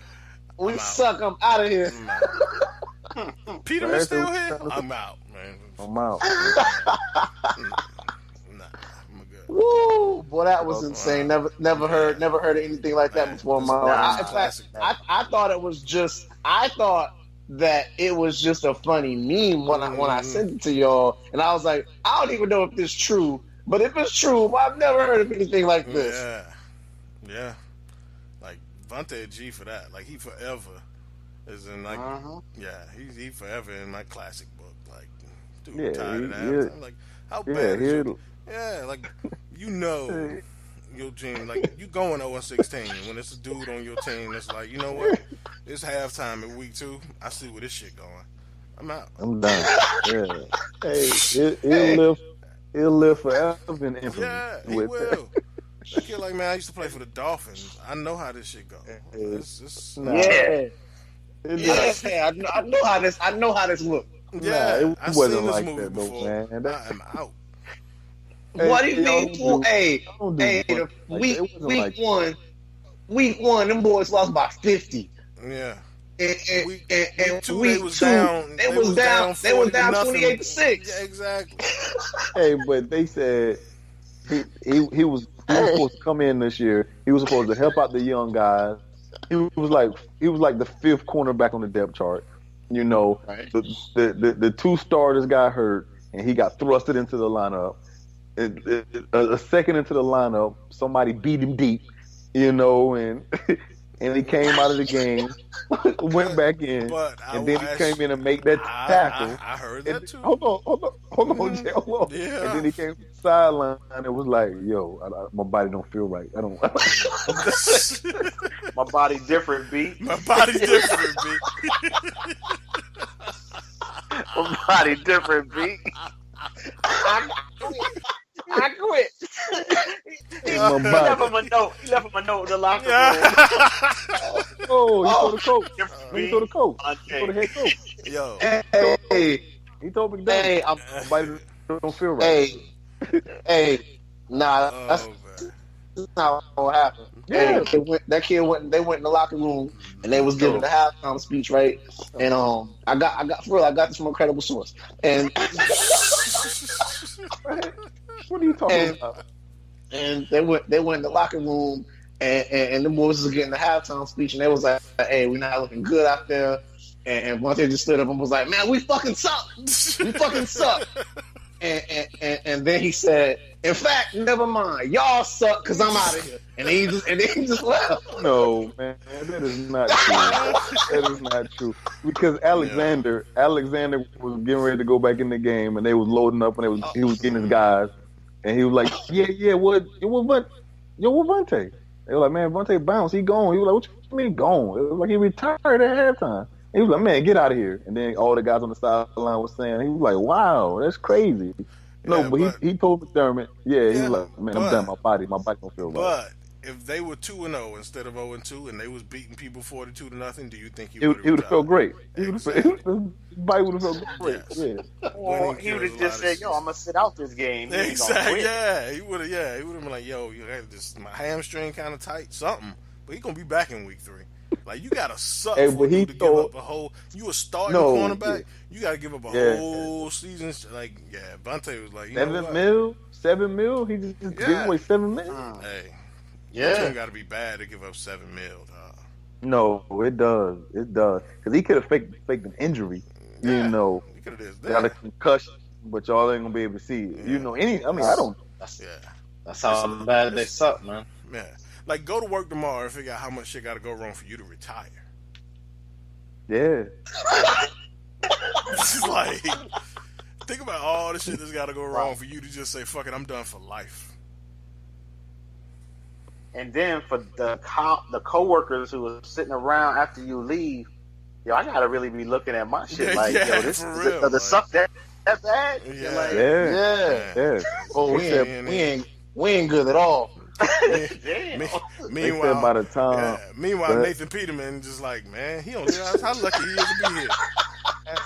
I'm glad to be here, Peterman. Hey, Jay, Peterman said we can turn this around. Yeah, Peterman's like, man, I don't know what's wrong with Vontae. Him and Calvin. Yeah, Him and Calvin. I'm glad to be here. I finally got a good quarterback. Yeah. I don't know what's wrong with Vontae. Go Buffalo. Hey, they said by the time that clock, they said when that clock hit 000, they said Vontae was in California. That kid caught a plane. The kid was in Cali. But all they heard was coach was like, yo, let's go out and get him. All they heard was out the park. Hey, Vontae they said, hightail. they said he didn't even take a shower, yo. He just bounced. He still had his uniform on. Yeah. I'm gonna mail this back to y'all. Oh man, y'all crazy. Oh, I couldn't let us go without talking about that. Thank you a lot. Thank you so much, Vontae Davis. That was great. Oh man, yeah, Man, y'all did Vontae foul, man. Vontae got that one. He had to know when he. Vontae got that one. He earned all. I have to respect to him. He could have finished the game. He could have finished the game. Honestly, and I was telling somebody this at work today. I honestly feel like Vontae feel like the organization gave up on them because they took a playoff team, traded the quarterback, and wanted to start these two super trash dudes. Yeah. And now they fucking suck. They gutted it. They lost like 3 linemen. They straight gutted it. They gutted their team. Yeah. So, Traded a backer. They didn't resign a backer. They let what the kid named Preston, not Preston Brown. They let one of those good linebackers go. Yeah, Preston Brown. They traded CJ. Didn't they trade CJ Gaines or something? And Darby. Yeah, EJ Gaines. They traded him. AJ, yeah. And Darby the same year, right? And the defensive tackle, Marcel Darius. They got rid of him. Yeah, Marcel Darius. Yeah. Hey. Yeah. No, and the kid that I probably sent his name on to the Eagles. Didn't they trade the kid to the Eagles? The cornerback. Darby. Yeah, Darby. Oh, Ronald Darby. Yeah, but even then, Tyrod found a way to get them to the fucking playoffs. He found a way. Yeah. And then they traded him for a can of tuna and 2 nickels. I don't get it. Yeah. And then the dude that you tried to replace Tyrod with last year, who went out and threw 5 picks, you give him the starting job to start this shit. Like, I don't get it. Sorry, V. Talking about your Bills, man. But yeah, they just Nathan's our guy. Exactly. He's learned a lot since last year.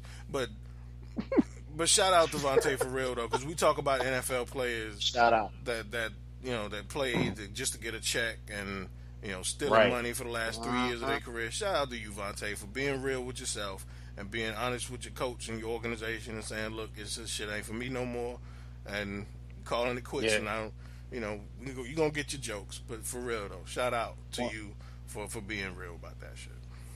No doubt. One last question since we're talking about the Bills. Just because I don't like the guy, and he was here for a long time.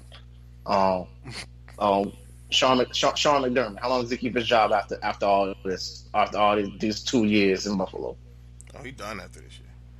Man, they say in a poll they say he's gonna be fired. I mean, the polls are he's gonna be the first coach fired. Yeah, I wouldn't doubt it. I mean, because for one, I don't see a team on their schedule they can beat. No. Yeah, I just don't see a team on the schedule they can beat. And if he makes it the whole season, I don't like. Of course, the Browns proved us wrong, but there's no way you can keep a coach around after 0-16 season, right? And they'll be lucky to win a game. And then the way they're losing games, like if you go into that season, it's the optics of it. If you go into that season and say, look, Josh Allen's a young guy, he's going to take his lumps, and we're going to roll with the young guy. Fine. You know you're going to lose your games. But when you go into the season and, again, you entrust your team to Nathan Peterman, who you know was already a failure, and that experiment fails again, and then you got to go to the young guys, just like you don't know what you're doing. Yeah, I don't think he's around. Yeah, he'll be lucky to make it through the season. And this is everything. Think about it, this is everything that he wanted to do. Yeah. Like he wanted to do this because he and the offensive coordinator have different views. Mm-hmm. Like because Shady always saying, "Man, I wish they just turn our offensive coordinator go. He's a genius." Yeah. Like Shady keeps saying that, but the views of he and McDermott are totally different. I don't even know how he's the offensive coordinator. Well, was he there before McDermott got hired or something? Like I don't get it. I thought they hired your own staff. But anywho, man, he's not gonna last, man. He wanted Tyrod out of there. He didn't trust Tyrod, and he wanted to shift, and he wanted to change stuff from Rex and this, that, and the third. This is exactly what McDermott wants, and he has it, and it's total. It's a trash. It's a dumpster fire. Yeah, and especially when Tyrod is making Cleveland look respectable. Yeah, like just like everything that's surrounding his decisions, it makes his decisions look terrible. Worse. Yeah. So I don't know. Oh man. Well, Jason from Fort Lauderdale, you guys continue to do this to us, man. You give us these good ass questions. We go off on these tangents. So thank you for that one, Jason. That was a good question. Next question from Hold on. Let me get to. Oh, next question from Tyler in Miami. You Florida boys is killing us. This is a really interesting question. This is why I picked this one out. So, Gerald, I asked you this one first.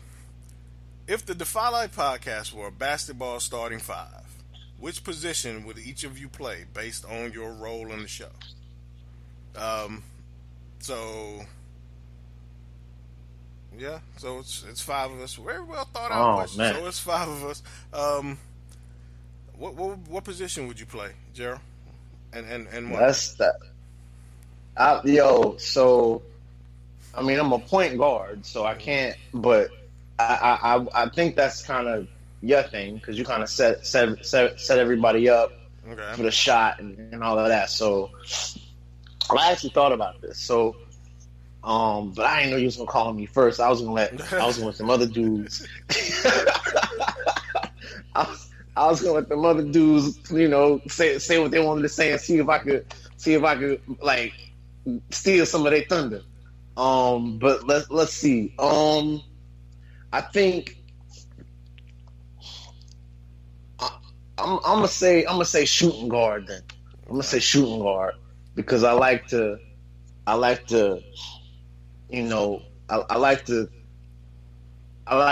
you to feed me, and I'm always ready to shoot, and I think I'll provide pretty good substance on a wide variety of subjects. Okay. I can hit the tray, come off the screen. I can play a little D. So I think I'm pretty versatile. So I'm gonna go with I'm waiting on Jay to set me up for the shot. Give me the easy bucket, and get on back down the court. I think I'm gonna go with shooting guard. Okay. I'm gonna take this one step further. Tyler, I hope you don't mind. Give me a current NBA player who would represent your game as you just described it on your role in the show. Like right now? Yeah, current NBA 2 guard. Shoot, you set me up again. I'm so. Yeah. Let's see. I'm not gonna say like a high volume guy. But I think I'll say, because I do like to rely on the assist. So let me say, you know what?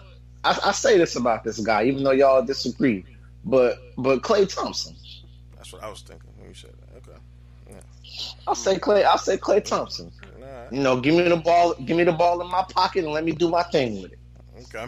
All right. Alvin. Based on Yes, your sir. role on the show, what if we were a basketball starting five? What would be your position?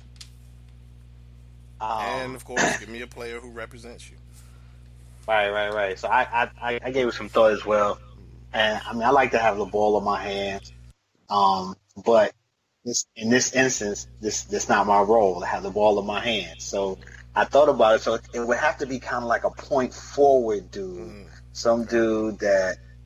Have with some versatility that could lock somebody down if necessary, could handle the rock when the point guard is on the bench right now and you need me to do a possession or two, I got you. So I'm going with that Grizzly veteran, power forward, point forward, leader, good locker room presence, enforcer, get rebounds. Will elbow you in the back on your way up if you gave somebody a cheap shot. If that's how we playing, if those the rules, then yeah, let's get it started. I'm that guy. Just let me know how we playing. How we playing today? Hey. Oh, we undercutting people? Oh, that's how you gonna do, my man? Okay, nah, I just need to know. Need to know. That's how we don't come in my paint. All right. We ain't it. Right. No layup. I know the rules. We flagrant fouls over here. For real. Al playing the big three. Which current players represent you? He's not as old with the old Grizzly veteran look, but one day he will be. I'm going with Draymond Green. That's what I was. Yeah, man. Y'all right here with me. Okay. All right. got two warriors on staff already. All right, Tom Stevens. To be a champion. No doubt. Okay. This is the Defy Life. We got to go champion. Right. All right, Tom Stevens. Based on your role on the show, what position would you play? And then follow up, which player represents your style? Wow. I guess this right here goes against all my natural tendencies because I totally like to score. I never met a shot I didn't like, and even when I'm cold, I'm hot. You know, if you feel me. But I probably would say center, because I'm definitely I'll say I'm solid. I'm all around, and maybe offensively, if you don't come to me, I can get a little quiet. But you look around and I'm playing hella deep.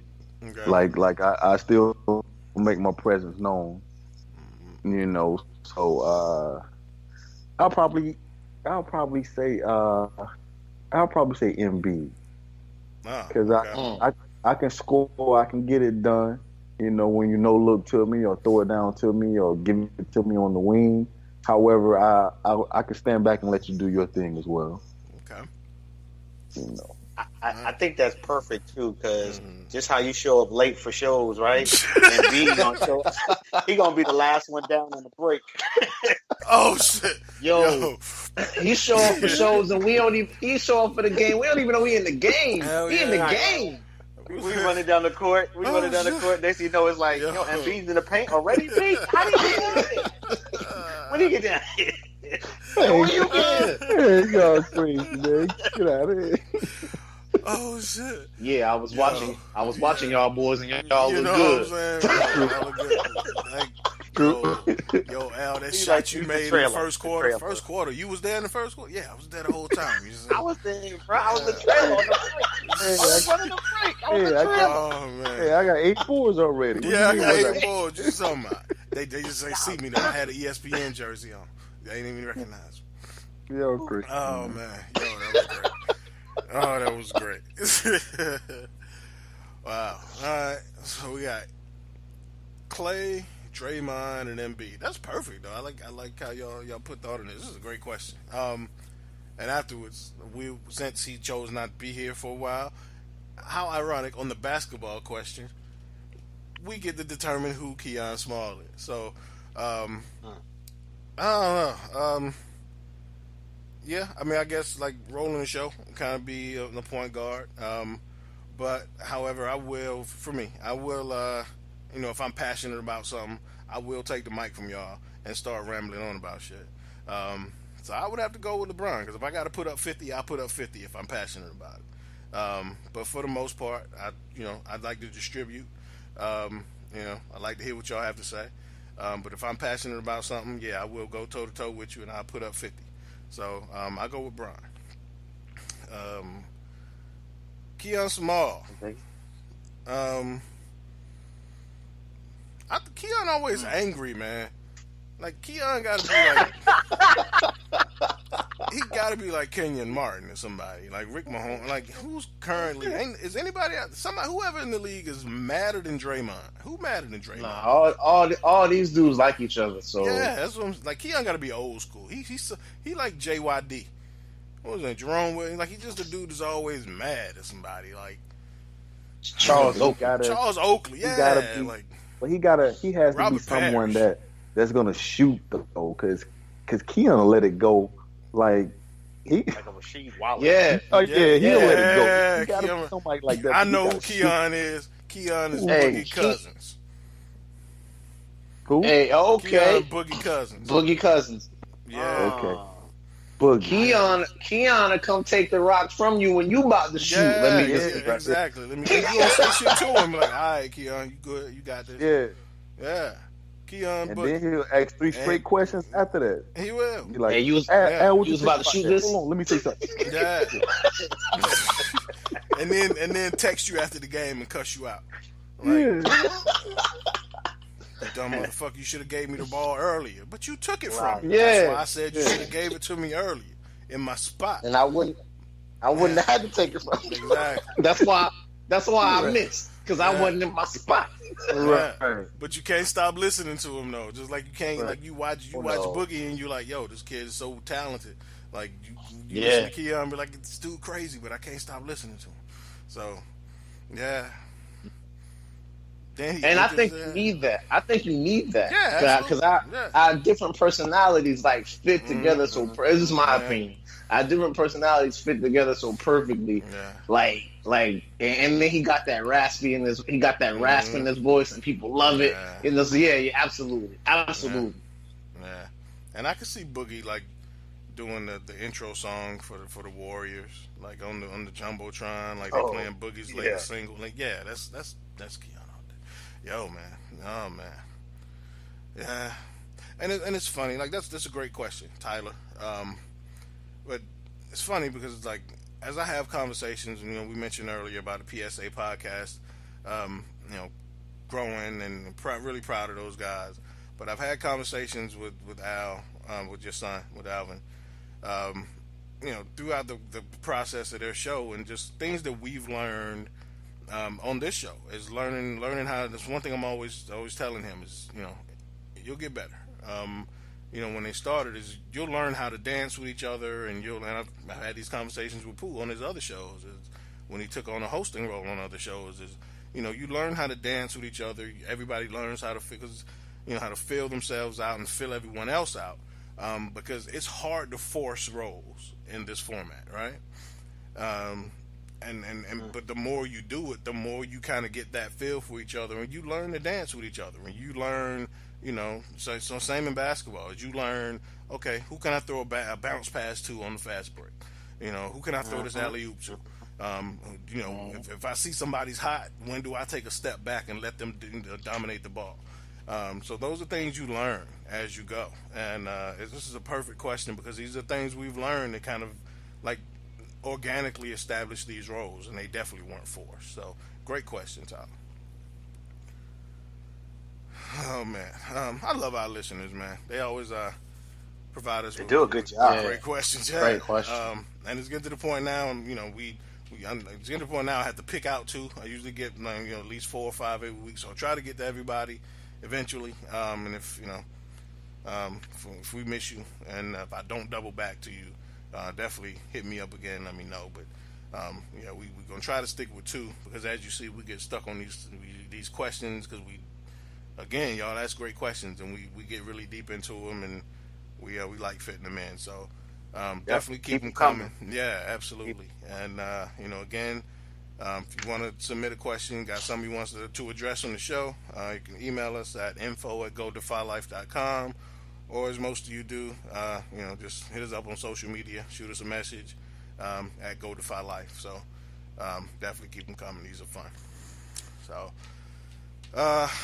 Again, the bane of Keon Small's existence, our lone NFL question of the show.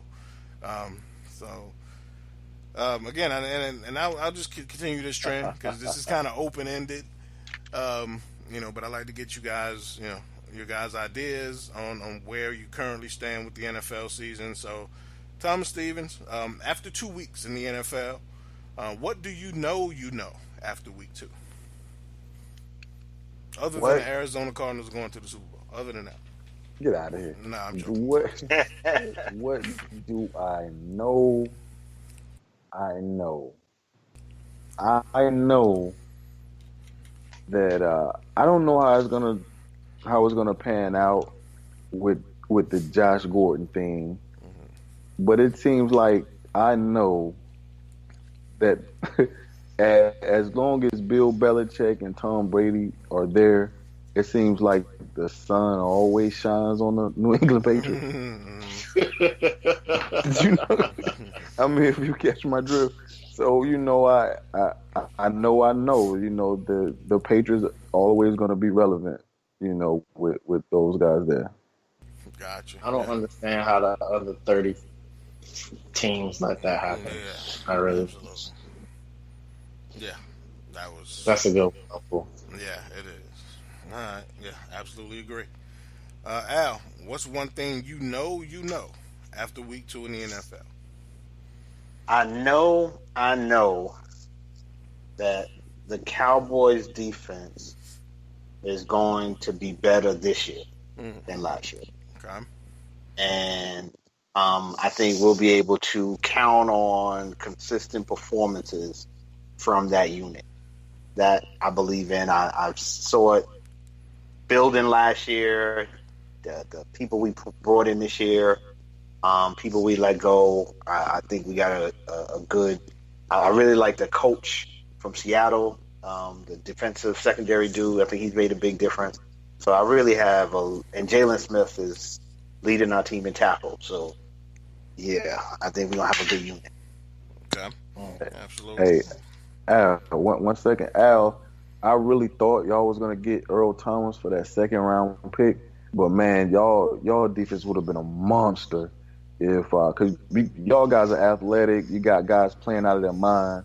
Rob Malinelli got those guys playing at a whole new level. But if you could have got a general, to guide that secondary, I think your D would have been probably 2 times good. And it's really, like, what do you got, second in the league in sacks or something like that with 9? But I like your D, man. It's active. Your D's active. Yeah. And we're gonna get better. I mean, in terms of our defensive line, Irvin would be joining us eventually. Randy Gregory will get back. So those are 2 guys to add to the rotation in our defensive line situation. And the linebackers and secondary are fairly young, so you would expect that they should be better at the end of the season than they are now. So, very hopeful with that unit. How's Van Der Esch looking? I know he's not. He looked okay. But with Sean Lee, he's definitely gonna get his reps. Either because Sean Lee might, through injury or just resting and not trying to wear Sean Lee down. So he looked all right. He made a couple of. You saw him running through the screen, but to me, the leader of that defense is in the future. Like the future of that defense is Jalen Smith. Yeah, that dude he got all his speed back. He looks great. No, he does, and that's why we didn't get. That's why we were saying that about the receiver though, because Van Der Esch, he's not starting, right? So I guess that's why we were saying, why didn't they take one of those big receivers on the board? Because I mean, do you draft your backup or your middle? I guess a year ahead of time, just because.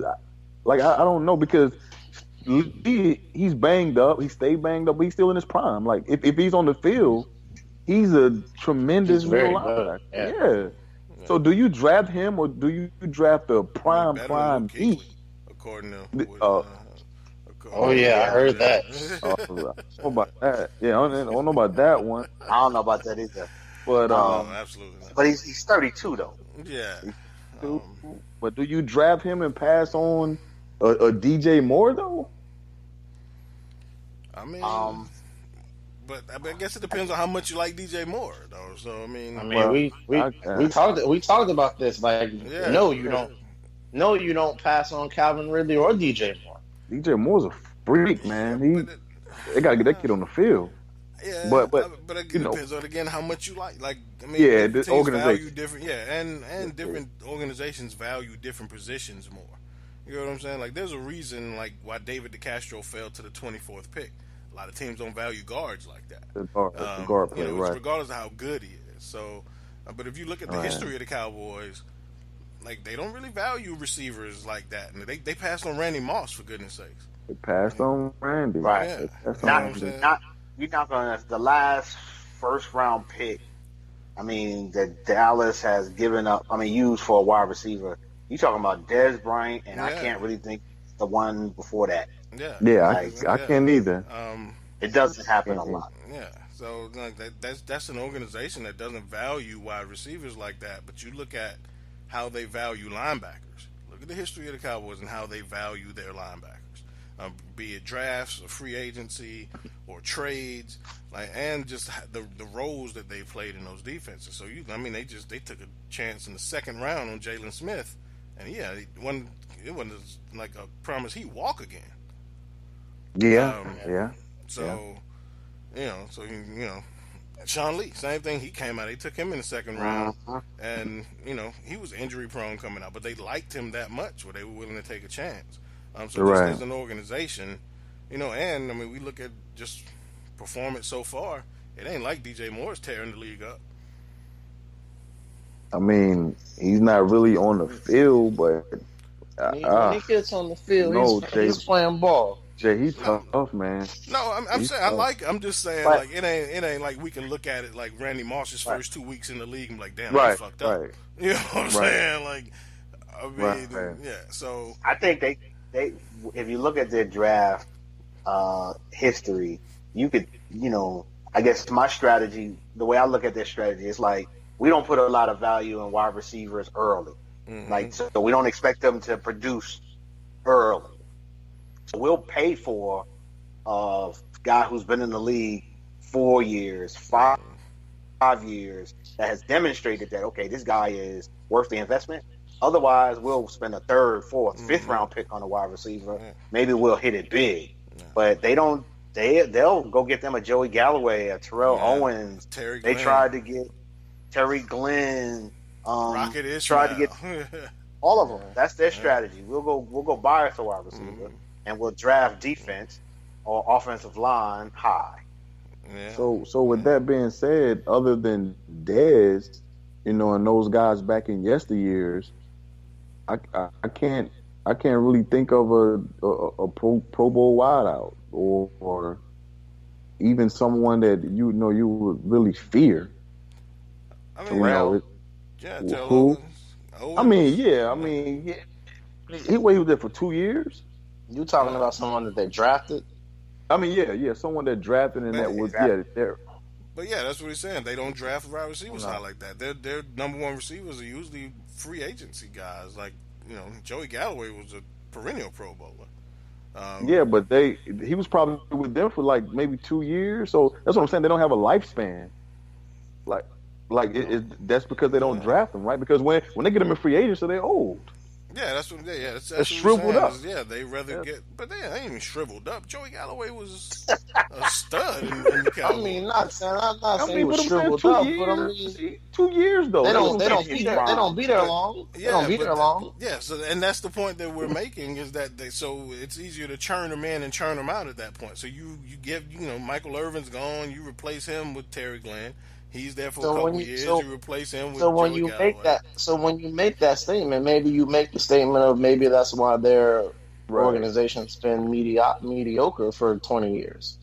Well, there's other teams. That's not the problem. Yeah, exactly. Like, how many receivers have the Panthers drafted in the first round? Is that why they've been mediocre over the last 20 years? Hey, we don't have any. We've had a high level of organizational success, but no, it's not because of our receivers. No. Well, yeah, but that's okay. But in fact, we haven't had any receivers to speak of for except for Steve Smith for years. So my point is that you can point out anything of a team and say and make your own connection. I think it's a stretch to say that's why the Cowboys haven't won a Super Bowl in 20 years because they hadn't drafted that's a stretch to say that. You can pick out anything about any team. That's all I'm saying. Yeah, I'm just saying.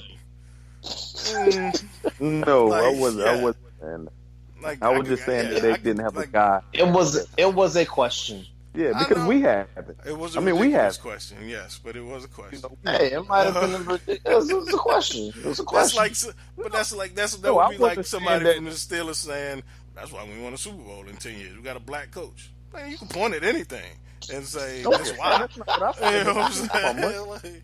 Yeah, I'm talking about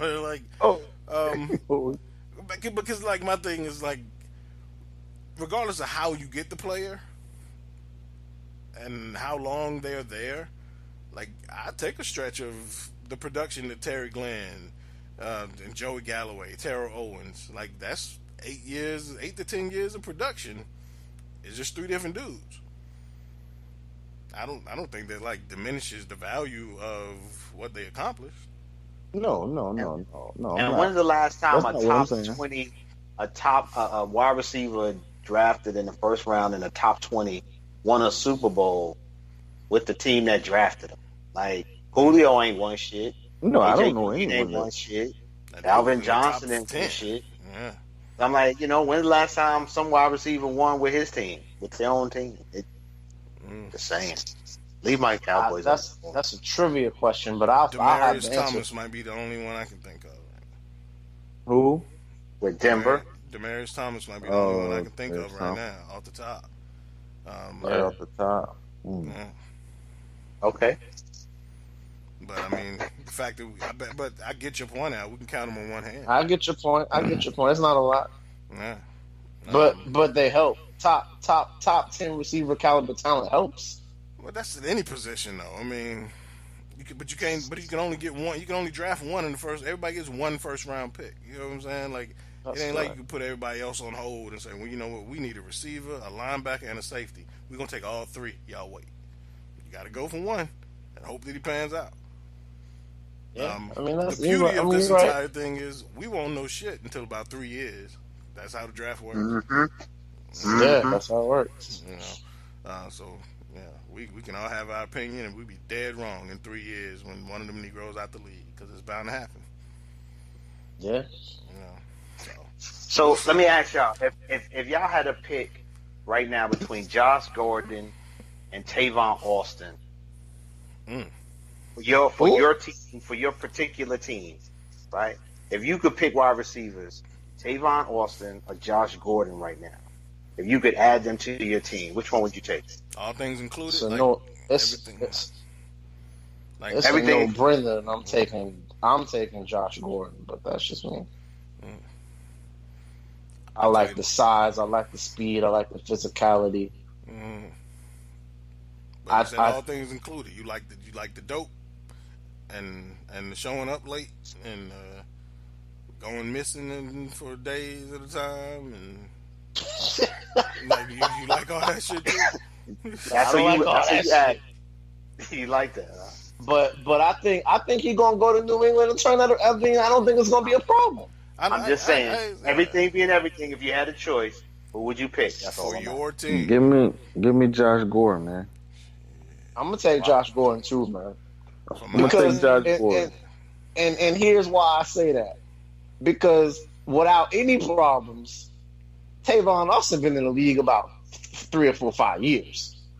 And for some reason, 70+% of all his production starts behind the line of scrimmage. And he, it doesn't equate to game productivity. So I don't know why. I don't know if he doesn't know how to run routes. I don't know what's happened with Tavon Austin's development that prevents him from being what I thought he'd be coming out of college. But he's kind of turned into this gimmick player. You know. Hey, but I'm gonna be real with you though. Like when you say for my team and when shit's actually on the line, I'm going with Tavon. You know why? Because to me, your best ability is availability, right? Hey. And I mean, you could laugh at Tavon Austin all you want, but He did nothing. But neither is Josh Gordon. Like you can't do shit when you in rehab. Yeah, but I'm saying I know you can put that 1 year and that double any total Tavon Austin has. So give me that 1 year out of. But out what of this Al's whole trying to say 5 is, years what is that? going on. What did that Give me 1 that. year? What did that 1 year get you though? A bunch Wasn't that of 1 What year has like 5 Tavon years ago? Austin done in 5 years? He's That's what I'm shown saying. up. Give me that. Exactly. Okay. So If you pass the ball to Tavon Austin, you asked the Tavon question. Austin gonna catch the ball and run back behind the line of scrimmage. You asked That's the what he question. gonna do. Yes, but you throw the ball to Josh Gordon, he ain't out there. He in the parking lot. Exactly. No, He he behind the got ticket. 1 He in the ticket line, trying to get in the game. Ooh. So, but this is what I'm saying. I ain't talking about like when Al says for my team, not for me looking at somebody else and spending their money. If I'm spending my money, I'm spending my money on the guy who I know is gonna be there. If I only got to choose between those two. Now, if I don't, like if he say he can pick anybody, yeah, I'm picking Julio or AB. But if it's between Right. those No, two, I'm talking between I'm those picking two between players. those two. I'm picking out the one guy that I know at least I can count on. The dude just got traded. And only got traded because somebody was willing to give up a fifth for him because he's that talented. But talent don't mean shit if you can't stay on the field. Give me Josh Gordon, man. He been on the field. Huh? He been on the field. He been on the field. The man has played. You right. That man's played But 6 he's been on the games in field. 3 years. Y'all 6 tripping. games in 3 years, dude. And that's what you betting on. But No, I he have, played. And He we played ain't the last spending- 6 games of last season. Okay, 7 games in 3 years. Okay, get it. Okay, That's get straighten it better. up. I'm sorry, my Yeah. bad. My So- bad. And said those 6 7 games, games in the last look, 3 not years? even including that 2014 year. Those last 6 games, he got more total yards and touchdowns than Tavon Austin. But this ain't fantasy football, Pooh. What But I'm ain't saying is about fantasy okay, football, though. Okay, So- but I'm talking. so- But he said if you spending your money, so if you got pick one of your Josh bills, Gordon. direct Dude, TV. take a Josh Let's say Gordon. you got direct TV, right? And then you got Spectrum, right? You pay your money to direct TV every month, but you only get a signal once every 3 years. But hey, they great. They got all the fucking channels you want. They got the ticket. They got all this great shit. But they only get a signal once But every they're not 3 years. dependable. But yet, Because Spectrum, to me, you know what I'm y'all saying? You gonna choosing get flashy exactly. over potential over dependability. That's all. Because that But shit dude, changes. it's That not- shit changes when it's your money. When you spending Right. your money on It's- that cable bill, it's different than when you can say, "Oh, man, that's NFL money. They spend their money. I'm looking at talent alone." No, when it's your But money, if you talking about cable bill, yeah, I see that. Because but it's your what I'm money. saying is That affects you directly. Tavon Austin had contributed either. That's Tavon, what I'm okay, saying. but this is what I'm saying. Tavon Austin gonna So get you give me that Josh. basic. But if he give you that basic Spectrum channel, you gonna take them 13 channels every day or every year, or you gonna take the ticket once every 3 years? He wants the ticket every 3 years. That's He'll what get he's to getting in Chicago Josh one game. Yeah, one game, 7. Yeah, that's what you going. I don't. Yeah, I mean, what I can equate to it is the cable, but what I'm saying is Tavon's been there, That's and the Josh point. only been there for. and he don't do And nothing. he's done nothing, dude. Like he's What done is- nothing. He had but what is- contributed. Okay, So but so what- he's just been another guy on the roster, though. So how can you want that? How can you tell me that's what you want? so Over the guy who not going to be there? So both of them's not there, dude. No, somebody no, is there. somebody's there. Like He's Tavon, there for for one, some body. protection. It's a not body. your he's team. he's not Tavon's just a a body. body. Nope, he's not a body. He's not a body because for one, he's one of the better punt returners in the league. So he's giving you something. Oh, So now, Jay. okay, so now this shit don't matter. Now special teams don't matter because you can look Nah, at I Josh didn't say Gordon. special teams. No, no, I ain't say That's the special play teams. for No. me, Jay. Huh? Devin has to play for me. I love special teams. I'm a special teams guy, but I don't no. recall him. I can recall maybe 2 punt returns in 5 years, or I ain't saying or he returning everything for. I ain't talking about fantasy football, Pool. I'm talking about dudes who. Nope. I'm talking about dudes who can at least secure the ball. Like, man, you know how happy Steelers fans were to see Ryan fucking Switzer show up in Pittsburgh. You know why? Because he ain't gonna muff the punts. He gonna run straight ahead, and he gonna be decisive. It ain't gonna be no bullshit. He might not run no touchdown. He ain't gonna get you no kick returns for touchdowns. But he gonna be. Nah, he might. He might. But I ain't saying. What I'm saying is he hasn't. But we ain't looking for that. What we looking for is somebody who ain't gonna muff it, and we ain't got to put our 8-time Pro Bowl receiver back there, Antonio Brown return. Somebody who can be dependable. That's what I'm saying. As opposed to Martavis Bryant, who was 6'4", 6'5", 230, run like a gazelle, and he can't stay on the fucking field. You goddamn right, I'll take Ryan Switzer all day. Same thing. Give me Tavon Austin, a dude who gonna be there, and I know what I'm gonna get, versus somebody who gonna tease me every 3 years because he's 6'3", 225, and he look like an all-world receiver.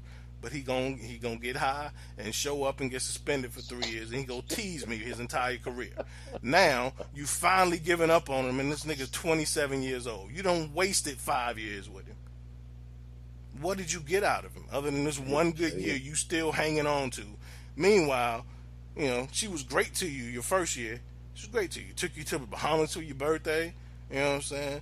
Gave you some head every night. But in the last 3 years, she done cheated on you. You keep missing that first year. That's all you waiting on. You missing out that first year. You keep longing for the old days. It's gone, man.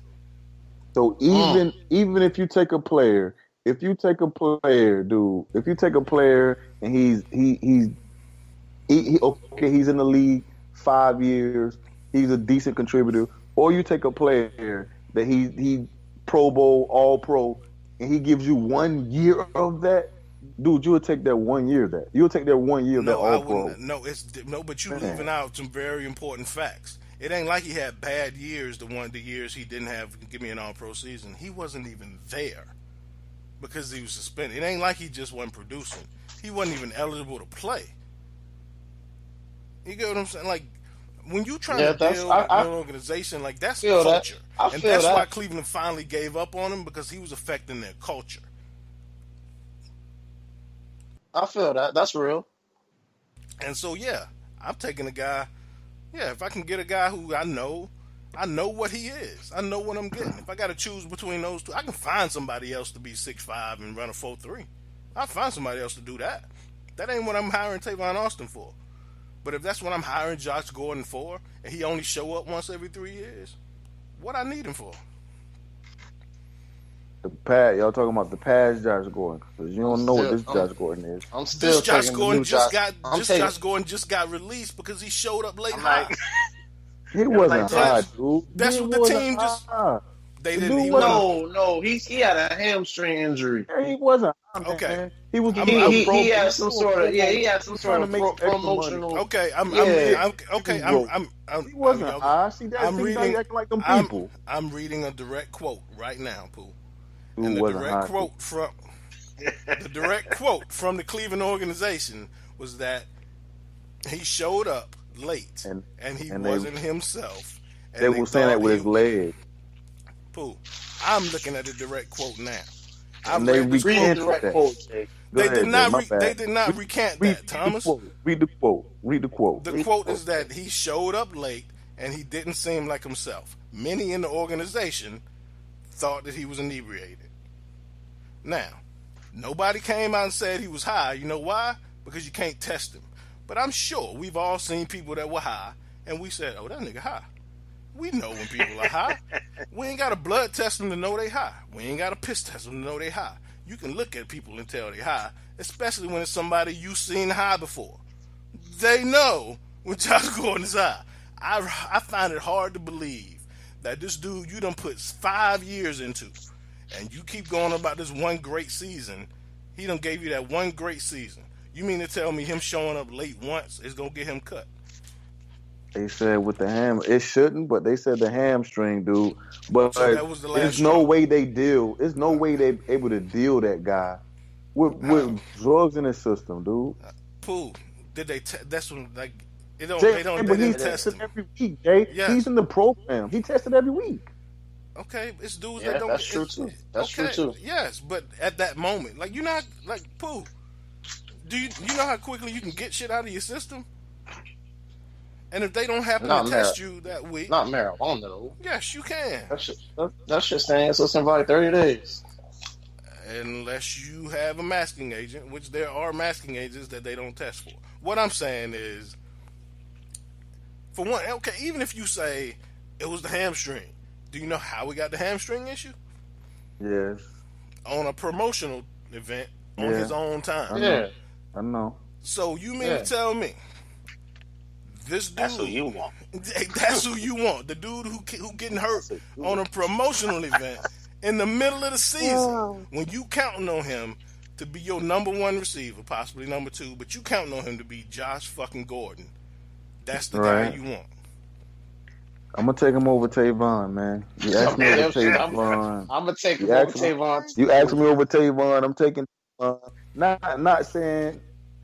I mean, yeah, I want him to be on the field for me, but yeah, I know he needs some food in his belly. I know he ain't make no money. I know he been out of work. Yeah, it's been his own Josh? doing. But yeah, he out there. Yeah. No, you've been paying him for 5 years. He been on your with your organization. He ain't hungry. He been eating. He can't. He ain't no game check. You can't pay when you suspended. You don't get paid. I mean, he done got paid these last 6 games and this game right here. No, they don't get paid, Jay, is it? Not if he's suspended.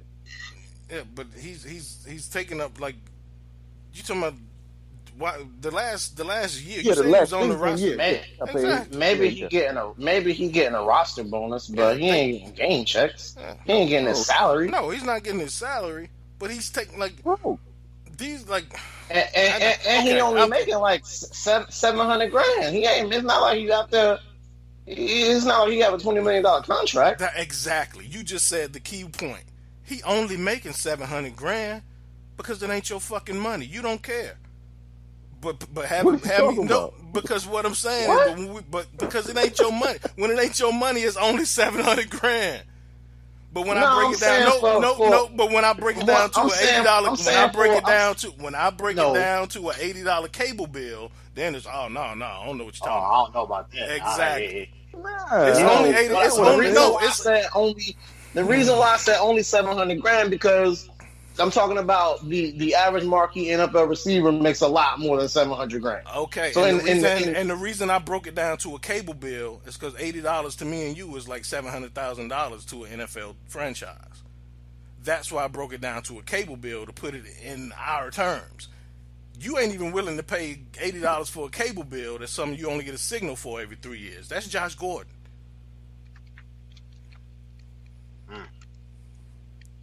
But when I break it down to terms and when it affects your money, but you ain't willing to throw your $80 away. When I put it on our terms, if I was running the team, that's what I'm saying. I thought we were talking about if I'm the GM. If I'm the GM, this is my team or whatever, I own a team. Yes, I'll take Josh Gordon. I'll take a fly on Josh Gordon. I don't know how many times I got to say it. I'll take Josh Gordon. But you. I'm with you, bro. I'm taking Josh Gordon too. But you don't have to convince me. I ain't convincing you. Your best I'm not convincing you. But what I'm telling you is availability. I know that. I'm not convincing you. What I am pointing out is your contradiction, though, because your contradiction. Yes, because your contradiction is that you're willing to spend their money hypothetically, but you ain't willing to spend your own money in real life. Dude. You don't get what I'm. Do you understand at least what I'm saying? No, I see what you're saying. I understand what you're saying, but that's not the question I was asking. No, that's I wasn't asked.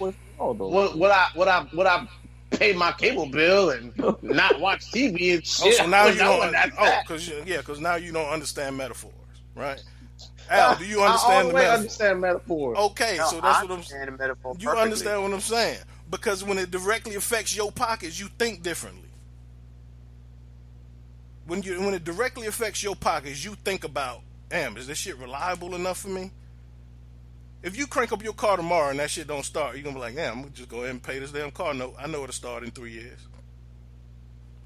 Like what? Right? What's the question again? Is that how you would pick a car? Like you just don't give a fuck. But as long as that shit fast and it look good and it got a dope ass paint. Nah, it isn't. Okay. It is. Y'all play stupid. And we gonna move on to the next question. Key say. Y'all twist stuff up. They doing what Key say. And they doing what Key say? Okay, yeah. True. Okay, y'all play stupid. Y'all play stupid, and we're gonna go on to the question of the week because y'all want to be y'all want to be obtuse, and we're gonna move on to the question of the week. Nah, because in the sports world you take flyers on people all the time. In life you take flyers. We Defy Life. What the fuck are you talking about? Starting Defy Life was a flyer. We took a chance on this shit, and it worked out so far. But that's because we here every fucking day. Not real. We don't just show up in 2021 and be like, well, let's see how the site doing. Nah. This shit, like, we got to put in work and you got to be here every day. If you showed up in January and was like, yo, I want to be a part of this shit, let's do it. And then you don't show up again until October, you think we were sitting around twiddling our thumbs waiting on you? And we ain't even paying you. Look, man. All I'm saying is, for his question, I'm taking Gordon. And I understand all the rest of that, and I agree with you 100%. But for the question, I'm taking Gordon. I'm taking Josh Gordon. I got Josh Gordon back. He said with all things in hand, yeah, I got Gordon back. He about to get on the field for me. Yeah, I'm taking him. He about the ball for me, potentially. So I'm gonna take it. Potentially. Hey, and if you don't show up, should I made a mistake? Yeah. We learn from it. We'll move on. Al. Yeah, I hope y'all got AAA if that's how y'all pick y'all call. That's all. Exactly. And I hope y'all got extra Skittles money. Because I guarantee you that nigga won't be around in week 17. And yeah, 2 bags on that, man. 2 bags. I'm already getting 2 bags. One from you, one from Gerald. Now we're going 4. No, with the fish. Wait, what are we? What's the bet? I don't even know what we betting. What we betting? Would Josh Gordon be? Would Josh Gordon be on on an active roster week 17? I'll take it. Barring injury, I'll take it. No, we ain't talking about. Nope. That's nope. Y'all keep putting all these. I'm taking it. What do you mean, Jay? I'm taking If he making $700K a year and he on the last year of his deal, if he go on IR, he gonna get cut. That's the reality. Okay, but that's part of not playing for 3 years. Is you pull muscles, you out of shape. This is all things considered. Is the question? Didn't you just explain that shit to me? The question asked to me was all things. You don't get to throw parameters in when we saying all things considered. You can't give me that parameter if you get hurt. No. If you blow his knee out. Did you give me my cable bill? No. Did you give me my car analogy? No. I ain't giving you this shit. I'm saying week 17 is he on an active roster? Yes or no? He said he sees the analogy. He says he agrees with you, but he said for the question, Josh Gordon and Tavon Austin, he's taking Josh Gordon. That's what he said. He said he saw what you were saying. I heard you the first 17 times, Pooh. What I'm saying is for the question, injury don't matter. Because that's part of everything included. When you don't play for 3 years, your body don't hold up. You pull muscles. You out of shape. So, and that's why I'm talking to Gerald.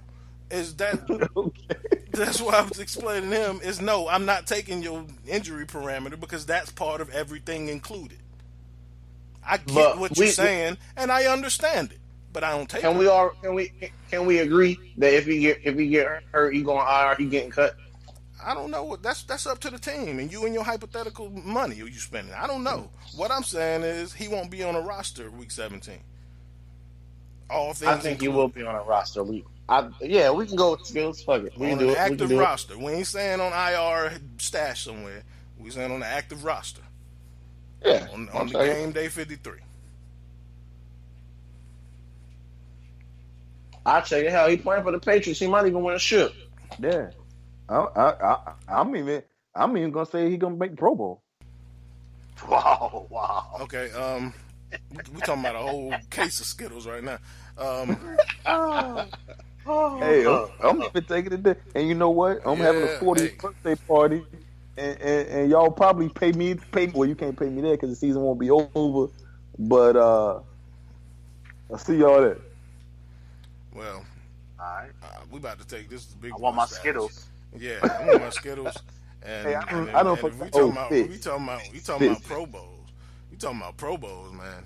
I mean, we might I'm go not to the adult section on this bed. Chill out. Don't put me Pro Bowl, okay? Don't put me out. I was just gonna go for a bottle. I ain't taking you I ain't going to like Keon style. But that's what I feel in my heart. I was gonna take it to the liquor store though. Pro Bowl though. That's what I feel in my heart. Wow. I got a good feeling, man. I ain't gonna jump out there and say Pro Bowl. I don't know about that. I got a good feeling. Hey, you all the way believe in Josh Gordon. Yeah, that's all. I believe in it. I believe in it, man. I had a dream. We ain't got time for the question of the week. We'll have to go straight into some trivia. So, first of all, screw you, Donald Trump and Josh Gordon, for having us run over our time limits on these sections. I can't believe... somebody write this date down so I know when was the last time I wasted an hour on Donald Trump and Josh freaking Gordon.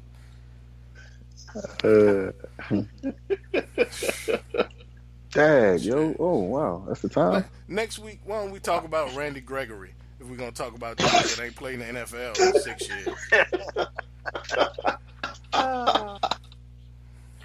Oh boy, I didn't know that. I didn't know that's what we were on top. Yeah, let's talk about how many yards Le'Veon Bell had last week. Oh, this nigga don't play in the NFL.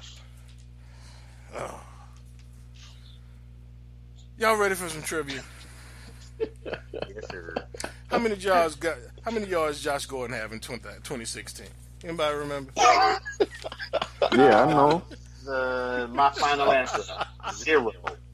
Al, you won trivia. Thanks for coming out. God bless you. Good night. Oh boy. All right.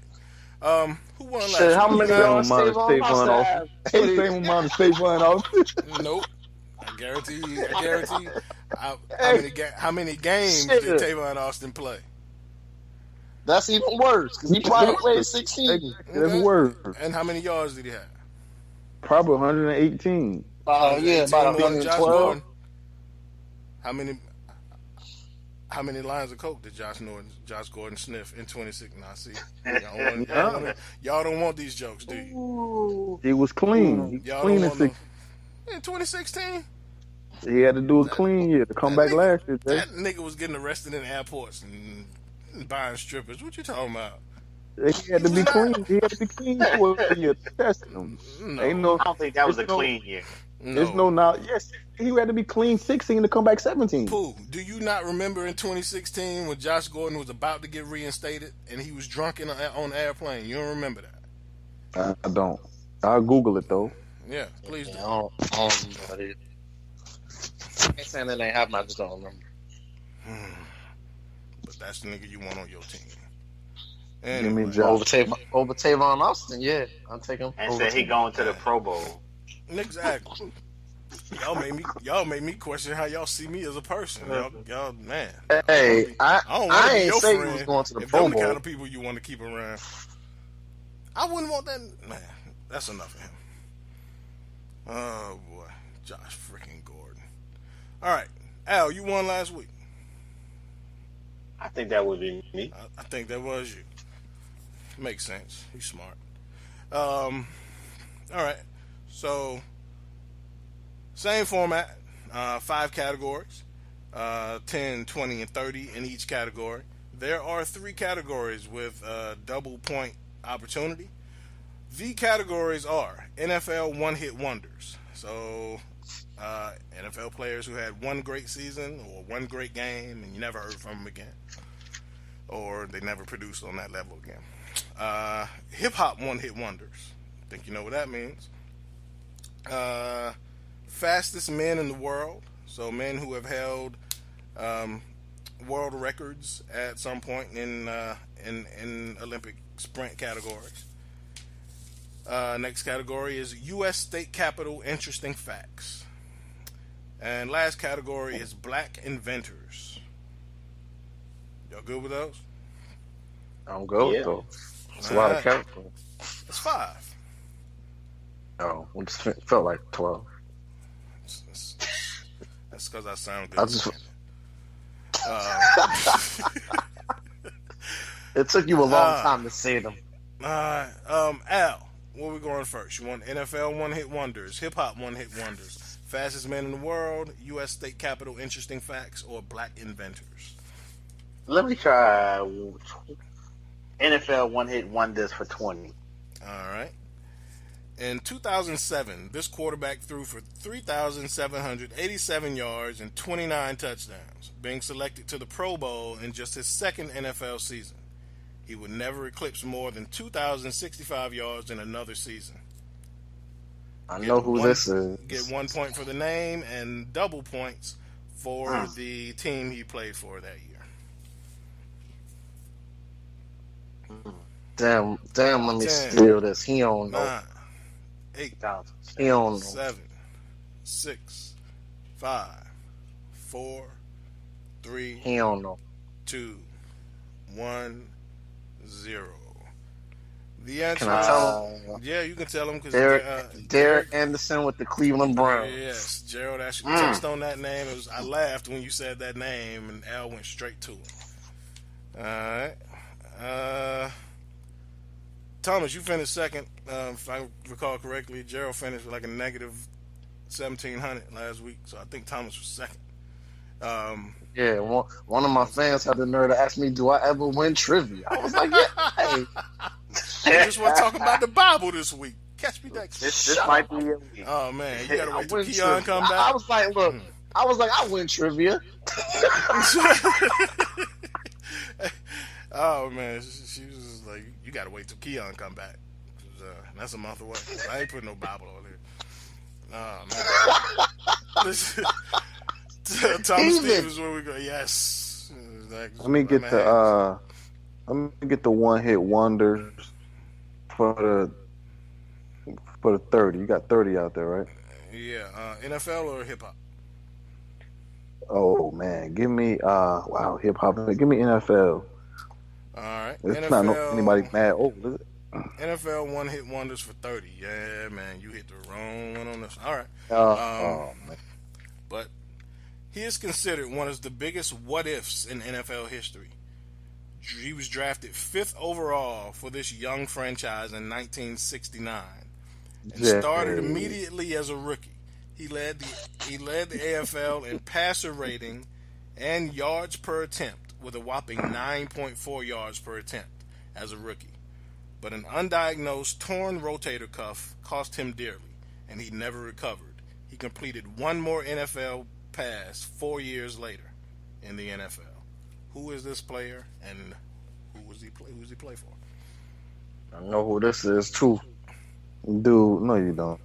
The only reason I went with this one because it's old. The only reason I went with it because it has been well documented on the NFL on NFL films. So, Really? That's how I know. yes. That's how I know. I don't know who it is. I I'm didn't a see it. student of the game. Nicholas Henson. That's a great, hell of a guess. This guy as well has a first and a last name, so you were close. Greg Cook, Cincinnati Bengals. Greg Cook, Cincinnati Bengals. Oh man, that was close. Nicholas Henson, Greg Cook. Hey, I get those names confused all the time. Oh man, Gerald, where we going? Yeah, let me close this one out, man. Give me the one and dust with 10. Alright. NFL one-hit wonders for 10. This NFL running back set a Super Bowl record with 204 rushing yards in Super Bowl 22. However, his career rushing totals were only 602 yards and 3 touchdowns. Who was this player and who did he play? Super Bowl 22. Super Bowl 22. He has the career record. The Super Bowl record for rushing yards. And you said, what's the name? What team did he play for? Yeah. I know this one.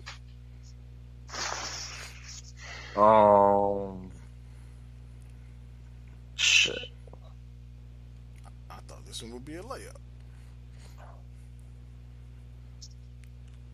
Also well documented in NFL films. Mm-hmm. Can we get a countdown?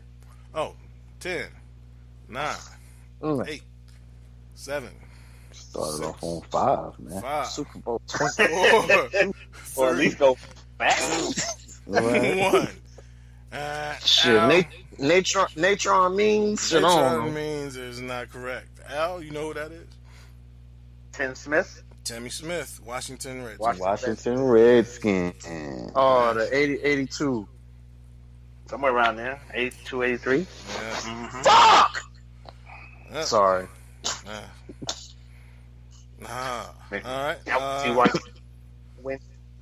Exactly. And ironically enough, his career was cut short because he was arrested on drug charges. He got kicked out of the NFL.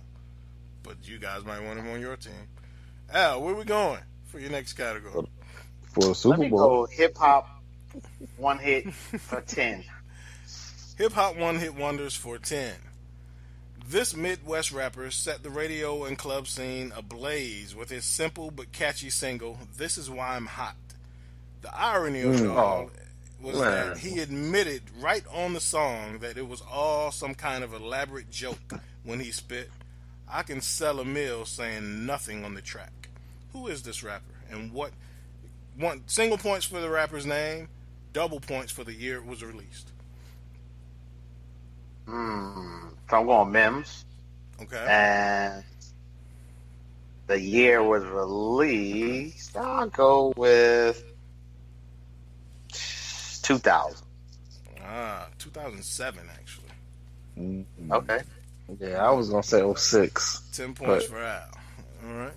Thomas Stevens, where we going? Let me go hip hop for the dub. Hip Hop One Hit Wonders 420. 5 o'clock in the morning was a story about hustling, told from a woman's perspective. At the time, that was a point of view on the subject that hadn't been heard a lot. And the beautifully gloomy tune shot up the charts and became the #1 rap single.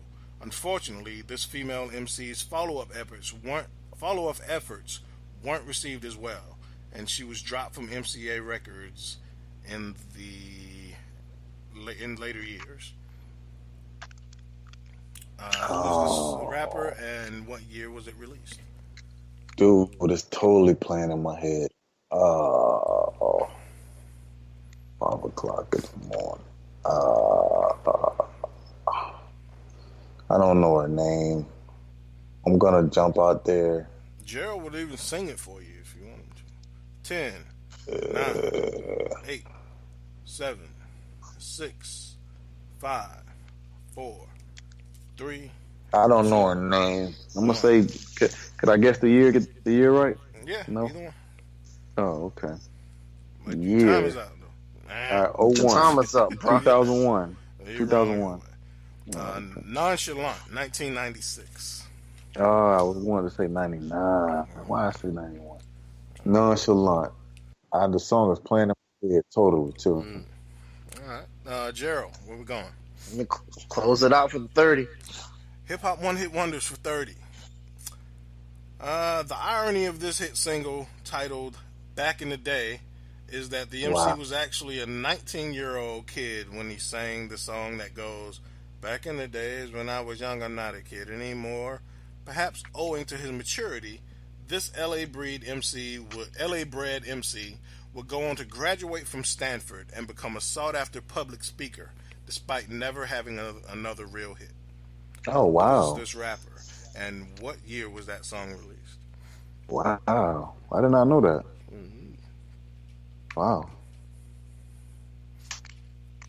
Oh, what's this name? 9, 8, Yeah, when I was young, I'm not a kid. Yeah.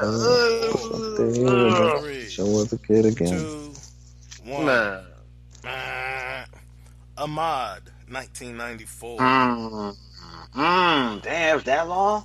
Yeah. That was that long ago? Mm-hmm. I know, right? I wouldn't have got the year right, but I can't remember his name. No, I can remember either one. The name, no. Yeah. Jay, you dug them out. Let me go U.S. Capitol. U.S. Capitol, interesting fact. So I will give you an interesting fact about a U.S. Capitol, and you give me the name of the capital. You want to go 10, 20, or 30? We try 20.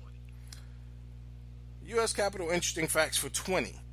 This is the largest capital city in the country by landmass. Damn, that's all I get, huh? That's all you get. One interesting fact. Shit.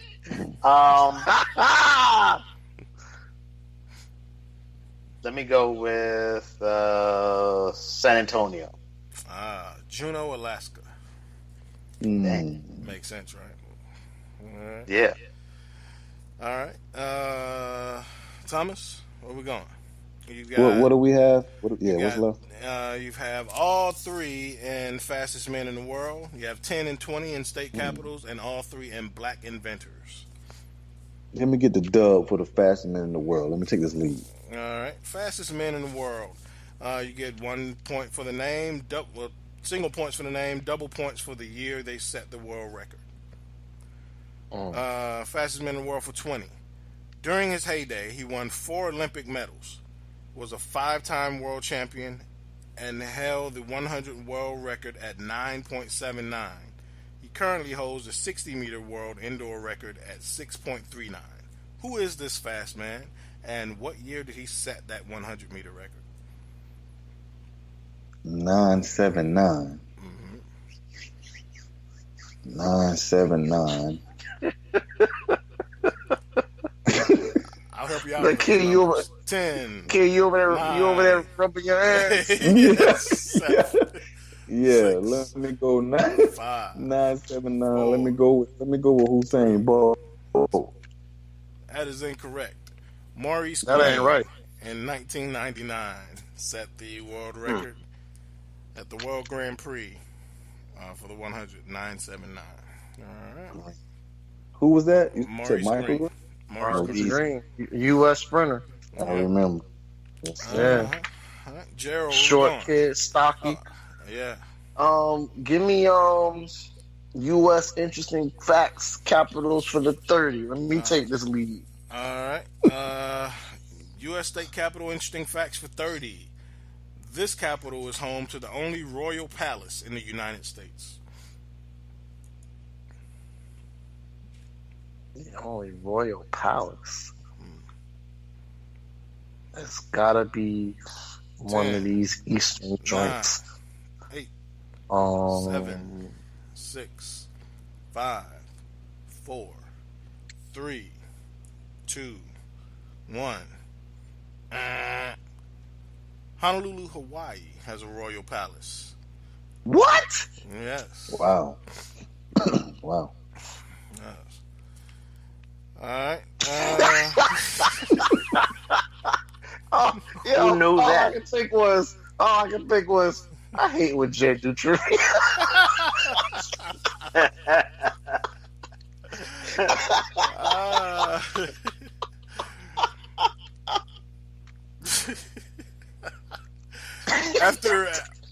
To speak to that fact, after 3 rounds, Alvin has 10. Nobody else has anything. So, yeah. I guess y'all hate me. Al, where we going? You have everything in Black Inventors. You have 10 left in state capitals and 10 and 30 left in fastest men. Let me go 10 and fastest man. All right.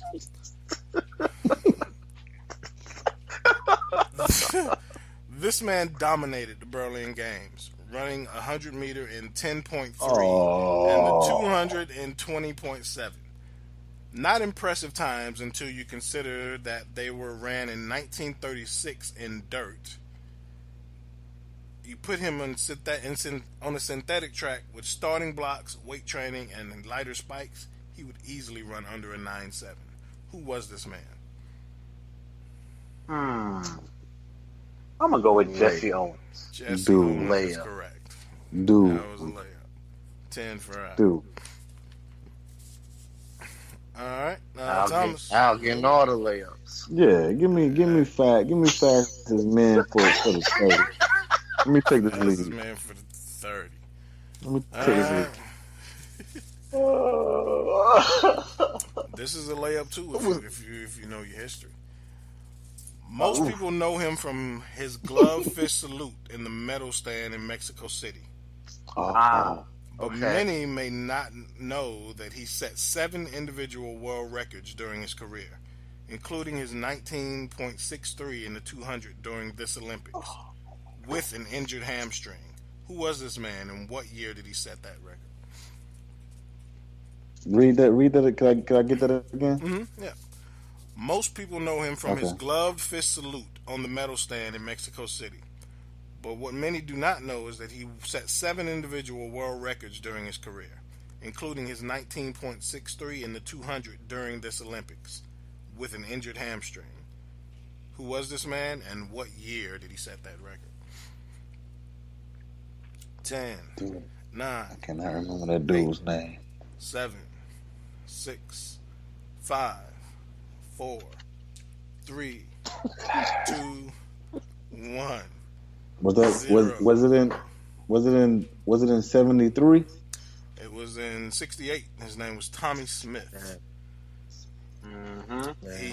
He defeated his teammate and arch rival John Carlos, who also stood on the medal stand and raised a fist. Dang it. All right.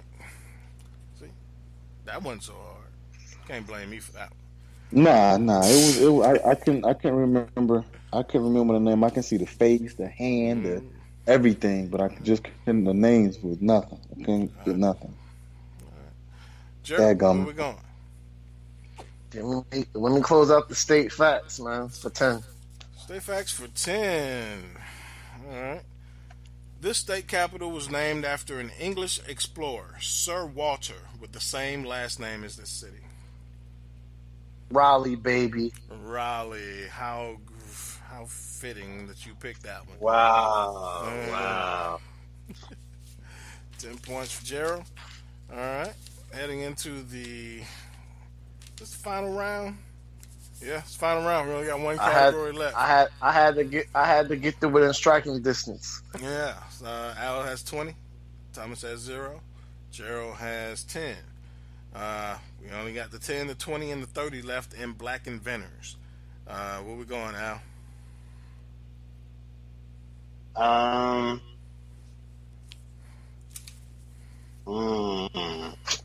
gonna go for 20 Black Inventors. All right. Keep it interesting. All right. 20 Black Inventors. This science genius invented the carbon filament, a vital component of the light bulb, during his collaboration with Thomas Edison. He also drafted the patent for Alexander Graham Bell's telephone, designed the first railroad car bathroom, and an early air conditioning unit. Who is this Black inventor? Wow. I have no idea. I actually know this. Benjamin Banneker. Good guess. That is incorrect, though. Lewis Latimer was this inventor. I almost guessed him. Yeah. I almost guessed him. Oh, shit. Going well. All right. Let me go for the win, Jay. Let me go for the win. All right. Black inventors for 30. I thought you was gonna leave that one out there for me. No, sir. Though an aerospace engineer by trade, this inventor is most famous for inventing the world's most popular water gun, the Super Soaker. He is currently working on He is currently working on the Johnson Thermoelectronic Energy Converter, also known as the JTEC, which converts heat directly into electricity. But it is the squirt gun he created that gives us most joy. Who is this Black inventor?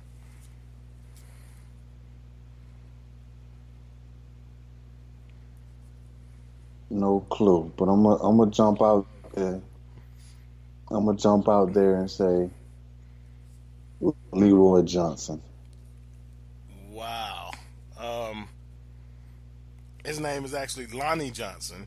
So no, you don't get it, but that was a hell of a guess, though. That was really good. Yeah. All right. And you know what's crazy, Pooh, is we went over that in the program when we went out and bought all them kids all them water guns. Remember? Yeah. Wow. We actually told them who the inventor of the water gun was and all of that. Yeah. Yeah, he don't sound all like bringing back that memory. Don't sound all that good. He like Yeah. He was like, yeah. I had it, yo. I could taste it. Oh man. Well, I'm sure he's Another side note on Lonnie Johnson, because I've met that man actually. No. So not only is he an inventor and got like stupid ducats, but gives money back to the community and invests in organizations trying to invest black boys into STEM, so science. So definitely gives back. I bet you never met his cousin Leroy Johnson. Well, actually, Leroy's family barber. Oh shit! So yeah, I was over there. He was giving Lonnie a haircut at the Johnson family barbecue. Yeah, right. All right. Leroy invented the phrase "nigga, get out of my house." That's what Leroy. I ain't lying. Yeah, I ain't lying, nigga. Get out my Get your hands out of my pocket. Get your hands out of my pocket. All right, Gerald. Black Inventors for 10 for the tie. All right, let me go with it. All right. Nobody like This one was a layup because I don't know. I knew this one. I assume everybody knew this, but we'll see. The first black woman to earn a doctorate in nuclear physics at MIT. She invented the touch-tone telephone, and her work in theoretical physics paved the way for numerous developments, including the portable fax, caller ID, call waiting, and the fiber optic cable. Who is this black inventor? I have no idea. Dang.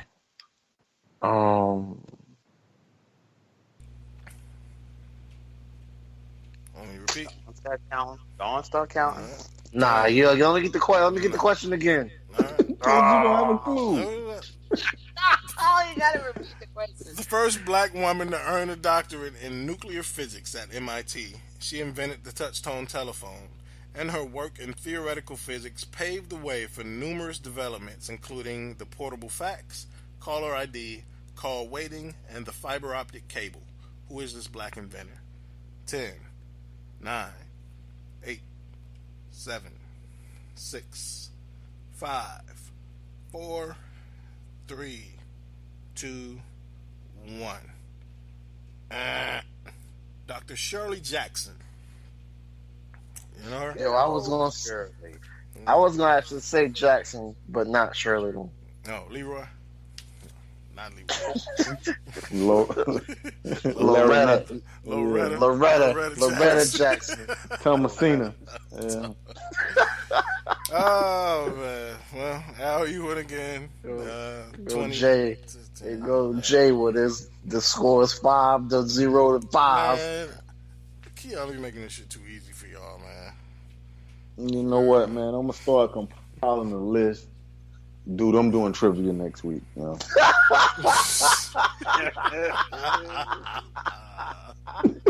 I'm gonna start compiling the list right now.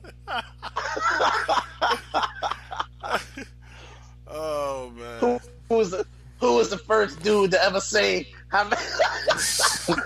You know, I'm gonna have hip hop slang. Nah, yeah, but nah, just because. Nah, seriously, I'm doing it for real. Yeah, okay, cool. Yeah, 'cause, you know, I'm saying, Put it on the book. I'm Make doing it it. challenging. Keon be giving y'all all kind of easy shit. Who was the guy that said dynamite on Good Times? Like, man, come on.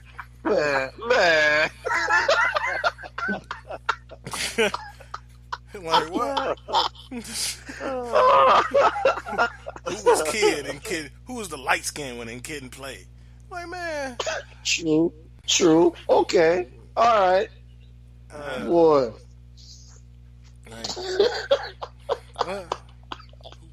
That kid said, "What's the state capital with a palace in it?" I was like, "What? Palace? A royal?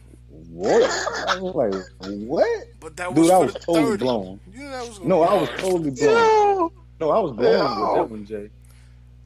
I was totally blown with that.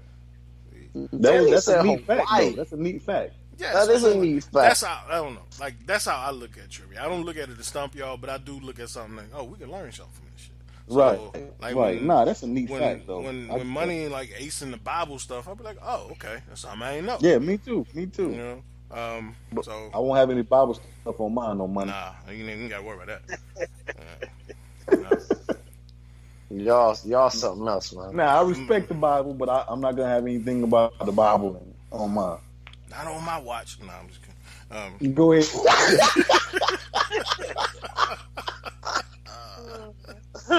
Not on my watch. Get your hands out my pocket. Yo, wow. Oh man. Hi. Party shot. Al, you won. What you got for me? Man, I ain't got nothing to say except have a good week. A great show, fellas. Enjoyed it.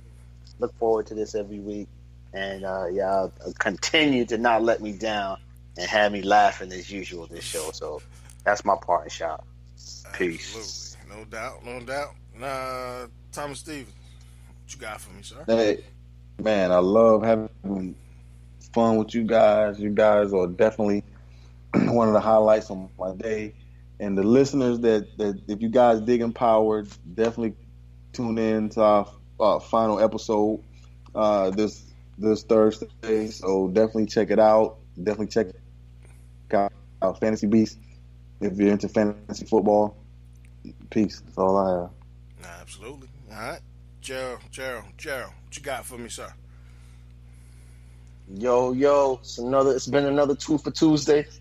Definitely enjoy hanging out with the team. Always the highlight of my day.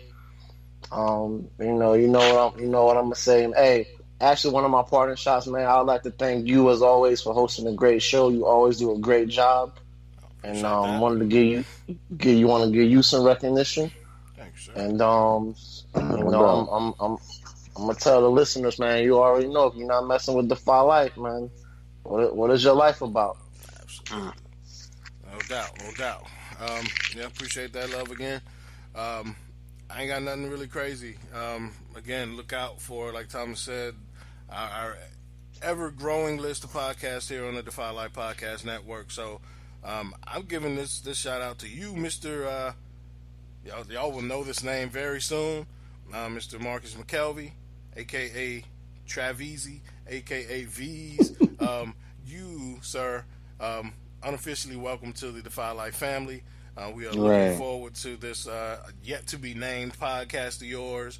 Right. You know, we've again, another guy who's we've known for a while. We're excited to have you and Scott jump aboard. So looking forward to it. So everybody keep a name out for this. Yeah, absolutely. Since he doesn't have a name, anybody willing to throw some names at us next week, and we can toss some names at Travis for his new show.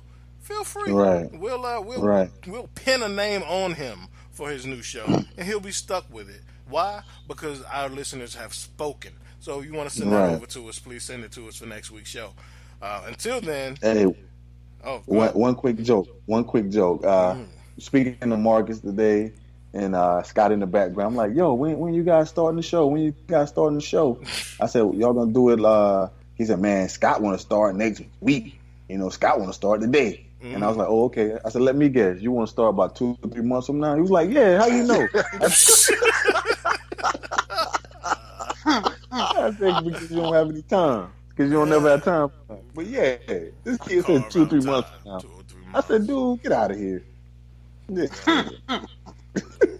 about to start around NBA playoff time. Right. Yeah. 2 months from now. How you know? Get out of here. Hey man, until you start Defying Life, you'll always push shit out. You know, when you start Defying Life, you just do shit. You know what I'm saying? You figure that shit out. So he'll get it. That's what's up. Scott keep pushing him. So you know, y'all start Defying Life and you get hooked on it. So go for next week if you want to. So just give me a name. Good on the shirt. Yeah.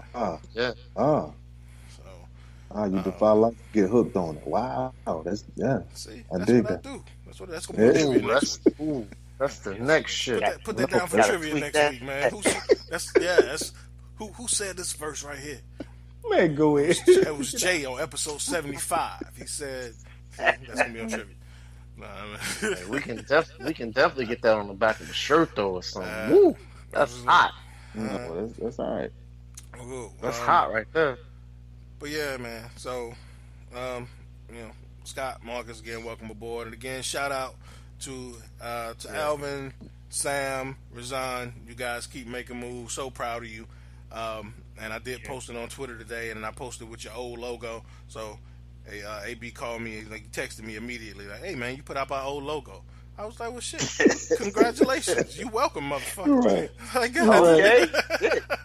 Right.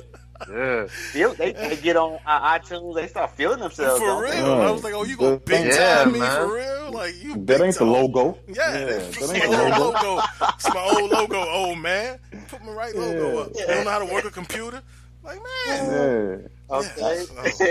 I bet he was telling all these people, yo, we on I. Click on it. What the fuck? Jay, what? Jay. Yeah, Jay, man. Yeah. And then after all that, I was like, man, I didn't even know that was your old logo. I got to go everywhere and fix your logo. I didn't even know y'all changed the logo. Like, you ain't tell me nothing. I only know one logo when they got a new logo. Yeah, I didn't know Exactly. either. Nah, So when you said that, I I'm was like, panicked. logo. Yeah, I'm panicked. I'm all on like Spreaker. I'm all on the website. I'm back through our old media files, like changing all the, like, just going with the one he sent me. I was like, I guess it's different than the one. Right. I don't see no difference, but I guess it's different. And so, different. yeah, it's different because he said it's different. And so then, like 7 minutes later, I text him back like, okay, it's done. He was like, okay, now I can tell my people. I'm like, damn, dude, like. So he had you on hold. Yeah, he had me on hold. Like, y'all hold up. Let's see if this old nigga get this shit changed. So we officially, So he big time me for about 8 minutes. So, yeah. Wow. So, yeah. You know, iTunes now I don't know how to act. Right. So, yeah.